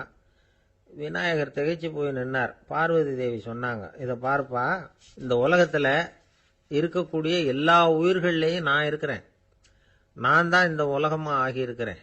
ஆகையினால நீ யாரை துன்புறுத்தினாலும் அது உண்மையிலேயே என்ன துன்புறுத்தினதாக தான் வந்து முடியும் அப்படின்னாங்க. விநாயகர் மனசுக்குள்ள ஒரு வெளிச்சம் ஏற்பட்டுதான். அதுக்கப்புறம் அவர் யாரையுமே கல்யாணம் பண்ணிக்காததுக்கு அதுதான் காரணமா. இந்த உலகத்துல எல்லாரையும், இங்க இருக்கிற எல்லாத்தையும் தாயின் வடிவமா அவர் பார்க்க ஆரம்பிச்சிட்டாராம். குருதேவர் ராமகிருஷ்ணர் இந்த கதையை எடுத்து சொல்லியிருக்கிறார். நபிகள் நாயகம் ஒரு தடவை ஒரு நாற்காலியில உட்காந்து என்னமோ யோசனை பண்ணிட்டு இருந்திருக்கிறார். அப்ப அவரோட உடையில ஒரு கீழ்ப்பகுதி தரையில படிஞ்சு கிடந்திருக்குது. அங்க விளையாடிக்கிட்டு இருந்த ஒரு பூனை அது மேல வந்து படுத்து தூங்கி போச்சு. தொழுகை செய்ய வேண்டிய நேரம் வந்துட்டது. நபிகள் நாயகம் எழுந்திருக்க பார்த்தார். அப்போதான் பூனை தன்னோட உடை மேல படுத்து தூங்கிட்டு இருக்கிறது கண்ணில் படுது. பூனையோட தூக்கத்தை கலைக்க விரும்பல அவர். தன்னுடைய சகோதரியை கூப்பிட்டார். ஒரு கத்திரிக்கோல் எடுத்துட்டு வர சொன்னார். பூனை படுத்திருந்த உடை பகுதி மட்டும் இருக்குல்ல, அதை மட்டும் அதோட கத்திரிச்சு விட்டுட்டு அதுக்கப்புறம் அவர் எழுந்திரிச்சு தொழுகைக்கு போனாராம். அதாவது பிற உயிர்கள் கிட்ட எப்படி அன்பு காட்டணுங்கிறத பெரியவங்க எவ்வளவோ விதத்துல நமக்கு எடுத்து காட்டியிருக்கிறாங்க. இருந்தாலும் எத்தனை பேர் மனசுல அதெல்லாம் உரைச்சிருக்குது? நாமளும் நம்ம ட்ரெஸ் மேல ஒரு பூனை படுத்திருந்தா ஒரு கத்திரிக்கோலை தான் தேடுவோம், எடுத்துட்டு வர சொல்லுவோம். துணியை வெட்டுறதுக்கு பதிலாக இல்லை அதோட வாழை வெட்டினா என்ன அப்படின்னு தோணும். ஒரு ஆள் ரொம்ப பிரியமா ஒரு பூனையை ஆத்துல குளிப்பாட்டிக்கிட்டு இருந்தானா. எப்படி? அந்த பூனையை ஆத்து தண்ணியில அமுக்கி அமுக்கி குளிப்பாட்டிக்கிட்டு இருக்கிறான். அந்த வழியா போன பெரியவர் ஒருத்தர் இதை பார்த்தார். இதை பார்ப்பா, பூனையை அது மாதிரி ஆத்து தண்ணியில அமுக்கி குளிப்பாட்டாத, மூச்சு திணறி செத்து போடும் அப்படின்னு அட்வைஸ் பண்ணார். நீ போய் அவன் வேலையை பார்த்துக்கிட்டு, எனக்கு எல்லாம் தெரியும்னா இவன். சரின்னு அவர் போயிட்டார். கொஞ்ச நேரம் கழிச்சு அவரே அந்த வழியா திரும்பி வந்துகிட்டு இருந்தார். ஆத்துல பூனையை குளிப்பாட்டிக்கிட்டு இருந்தவன் அழுதுட்டு உட்காந்துருக்கிறான். பக்கத்துல அந்த பூனை செத்து கிடக்குது. இதை பார்த்தார் பெரியவர். நான் தான் அப்பவே சொன்னேனே அந்த பூனையை ஆத்துல நினைக்காதேன்னு, அதை கேட்டிருந்தா இப்படி ஆயிருக்குமா அப்படின்னார். அந்த ஆள் கோபமா இவரை முறைச்சி பார்த்தான். அட போய்யா, இந்த பூனை ஆத்துல குளிச்சதுனால ஒன்றும் செத்து போகல, குளிச்சதுக்கு அப்புறம் அதோட உடம்பு ஈரமா இருக்குதுன்னு அதை புழிஞ்சேன், அதனாலதான் இப்படி ஆயிட்டுது அப்படின்னு நானா. ஒரு தீக்குச்சி தீப்பெட்டியை பார்த்து கேட்டுதான், நாம் 2 பேரும் தானே உரசிக்கிறோம், ஆனால் நான் மட்டும் தீப்பிடிச்சி எரிஞ்சு போகிறேன், நீ அப்படியே இருக்கிறியே அப்படின்னு தான். அதுக்கு தீப்பெட்டி சொல்லியிருக்குது, உனக்கு தலையில் கணம் இருக்குது அதனால் அழிஞ்சு போகிற அப்படின்னு தான். எப்படி இருக்கு பாருங்க இந்த பதில். தலையில் கணம் உள்ளவங்க யாருமே சரியாக இருக்க முடியாது. எவ்வளவு பெரியவங்களாக இருந்தாலும் சரி, ரொம்ப கஷ்டம்தான் அது. கர்வம்ங்கிறது கூடவே கூடாது. இதை விளக்கறதுக்கு மகான் ஒருத்தர் ஒரு சம்பவத்தை சொல்கிறார். அர்ஜுனன் தீர்த்த யாத்திரை பண்ணானா. அப்போது தென்னிந்தியாவுக்கு வந்திருக்கிறான். ராமேஸ்வரத்துக்கு போனப்போ அங்கே இலங்கைக்கு கல்லுலாம் அடுக்கி போடப்பட்டிருந்த பாலத்தை பார்த்தானா. ஒரு சின்ன குரங்கு அதுக்கு பக்கத்தில் விளையாடிக்கிட்டு இருந்திருக்கு. அதை பார்த்துட்டு அர்ஜுனன் சிரிச்சிருக்கான். ஏன் சிரிக்கிறேன்னு கேட்டிருக்கு அந்த குரங்கு. ராமன் மிகச்சிறந்த வில் வீரன். அப்படி இருக்கிறப்போ அவன் இலங்கைக்கு அம்புகளாலேயே ஒரு பாலம் கட்டியிருக்கலாம். அதை விட்டுட்டு போயும் உன்ன மாதிரி குரங்குகளை துணையாக வச்சுக்கிட்டு இப்படி ஒரு கருங்கல் பாலத்தை கட்டியிருக்கிறானே அப்படின்னு நானா. அம்புகளால் பாலம் கட்ட முடியுமா அப்படின்னு கேட்டுதான் குரங்கு. ஏன் முடியாது, என்னால் முடியுமேன்னு இருக்கான் அர்ஜுனன். அம்பால் பாலம் கட்டலாம், இருந்தாலும் என்ன மாதிரி குரங்குகள் ஏறி நடந்தா அது தாங்குமா? அதனால தான் ராமர் கருங்கல் பாலமே கட்டினார் அப்படின்றது குரங்கு சொல்லிச்சான். அப்படியே சொல்கிற, நான் வேணும்னா இப்போ அம்புகளாலேயே ஒரு பாலத்தை கட்டுறேன், நீ அது மேலே ஏறி நடந்து பார். பாலம் விழுந்துட்டுதுன்னா நான் தீ மூட்டி அதில் குதித்து உயிர் தியாகம் பண்ணி விடுறேன் அப்படின்னு நான் ரொம்ப கோபமாக. உடனே அந்த சின்ன குரங்கு பெரிய உருவம் எடுத்துட்டு தான் கையில் கதையோடு அர்ஜுனன் முன்னாடி நிற்கிறான் அனுமன். பார்த்தா, என்னுடைய தலைவர் ராமரையா இழிவாக பேசுகிற, நீ இப்போ பாலம் கட்டு, நான் என்னுடைய பலத்தை காட்டுறேன் அப்படின்னு அனுமன். அர்ஜுனன் தன்னுடைய காண்டிபத்தை எடுக்கிறான், சரமாரியா அம்புகளை விடுறான். அதெல்லாம் ஒன்னோட ஒன்று கோத்துக்கிட்டு அப்படியே பாலம் மாதிரி நிற்கிது. அர்ஜுனன் தலை நிமிர்ந்து நின்னான். அனுமன் உயர கிளம்பி அங்கேருந்து பாலத்தில் பொத்துன்னு இறங்கினான். பாலம் அப்படியே நொறுங்கி போச்சு தூள் தூளா. என்ன அர்ஜுனா, இப்போ என்ன செய்ய போற அப்படின்னா ஏளனமா. அர்ஜுனன் தலையை தொங்க போட்டுக்கிட்டான். சொன்னபடி தீ மூட்டி அதில் குதிக்கிறதுக்காக 3 தடவை சுற்றி வந்தான். அப்போது கிருஷ்ணர் அங்கே வந்தார். என்ன அர்ஜுனா, என்ன நடக்குது, என்ன இது அப்படின்னு ஒன்றும் தெரியாத மாதிரி கேட்டார். அர்ஜுனன் வாயை திறக்கிறதுக்கு முன்னாடி அனுமன் வாயை திறந்தான், நடந்ததை சொன்னான். அர்ஜுனன் சவால் விட்டபடி உயிர் திறந்தே ஆகணும்னா அனுமன். கிருஷ்ணர் யோசனை பண்ணார். நல்லது, இந்த சவால் விட்டதுக்கும் நடந்ததுக்கும் யார் சாட்சி? பெரியவர் ஒருத்தரை சாட்சியாக வச்சுக்கிட்டல்லவா நீங்கள் இந்த போட்டியை நடத்தியிருக்கணும் அப்படின்னார். அதனால் என்ன, இப்போ மறுபடியும் அந்த போட்டியை நடத்திவிட்டா போச்சு, என்னால் அந்த அம்பு பாலத்தை நொறுக்க முடியாதா அப்படின்னு அனுமன். சரி, இப்போ மறுபடியும் அது நடக்கட்டும்னார் கிருஷ்ணர். அர்ஜுனன் அம்பு பாலம் அமைச்சான். அனுமன் ஏறி குதிச்சான். பாலம் அசைஞ்சு கொடுக்கவே இல்லை, அவ்வளோ உறுதியாக இருக்குது. இப்போ அனுமன் தலையை குனிஞ்சிக்கிட்டான். அர்ஜுனன் நன்றியோடு நிமிர்ந்து பார்த்தான். கிருஷ்ணருடைய தோள்கள்லேயும் முதுகளையும் ரத்தம். என்ன சுவாமி, என்ன நடந்ததுன்னு நான் பதறி போய், உன் அம்பு பாலத்தை நான் தான் மூட்டு கொடுத்து தாங்கிட்டு இருந்தேன். அனுமன் குதிச்சப்போ என் மேலே ஏற்பட்ட காயங்கள் இவை. பின்ன உன்னுடைய அம்பு பலத்தினாலேயா பாலம் நின்னுதுன்னு நினைக்கிற அப்படின்னாராம். முதல்ல அர்ஜுனன், அப்புறம் அனுமன் 2 பேருக்குமே கர்வ பங்கம் ஆயிட்டு தான். அதாவது அவங்க கிட்ட இருந்த கர்வம் போயிட்டுது. யாரா இருந்தாலும் கர்வம் கூடாதுங்கிறத இதிலிருந்து நாம புரிஞ்சுக்கணும். இந்த காலத்துல நாமெல்லாம் எந்த விஷயத்துக்கெல்லாம் கர்வப்பட்டுட்டு இருக்கோம் தெரியுமா? 2 பெண்கள் தங்களுடைய கணவன்மார்களை பத்தி ரொம்ப பெருமையா பேசிக்கிட்டாங்களாம். அதுல ஒரு அம்மா சொல்லியிருக்கு, என் வீட்டுக்காரர்கிட்ட எந்த சப்ஜெக்ட் கொடுத்தாலும் சரி அந்த விஷயத்தை பத்தி அழகா 1 மணி நேரம் பேசுவார் அப்படின்னாங்களாம்.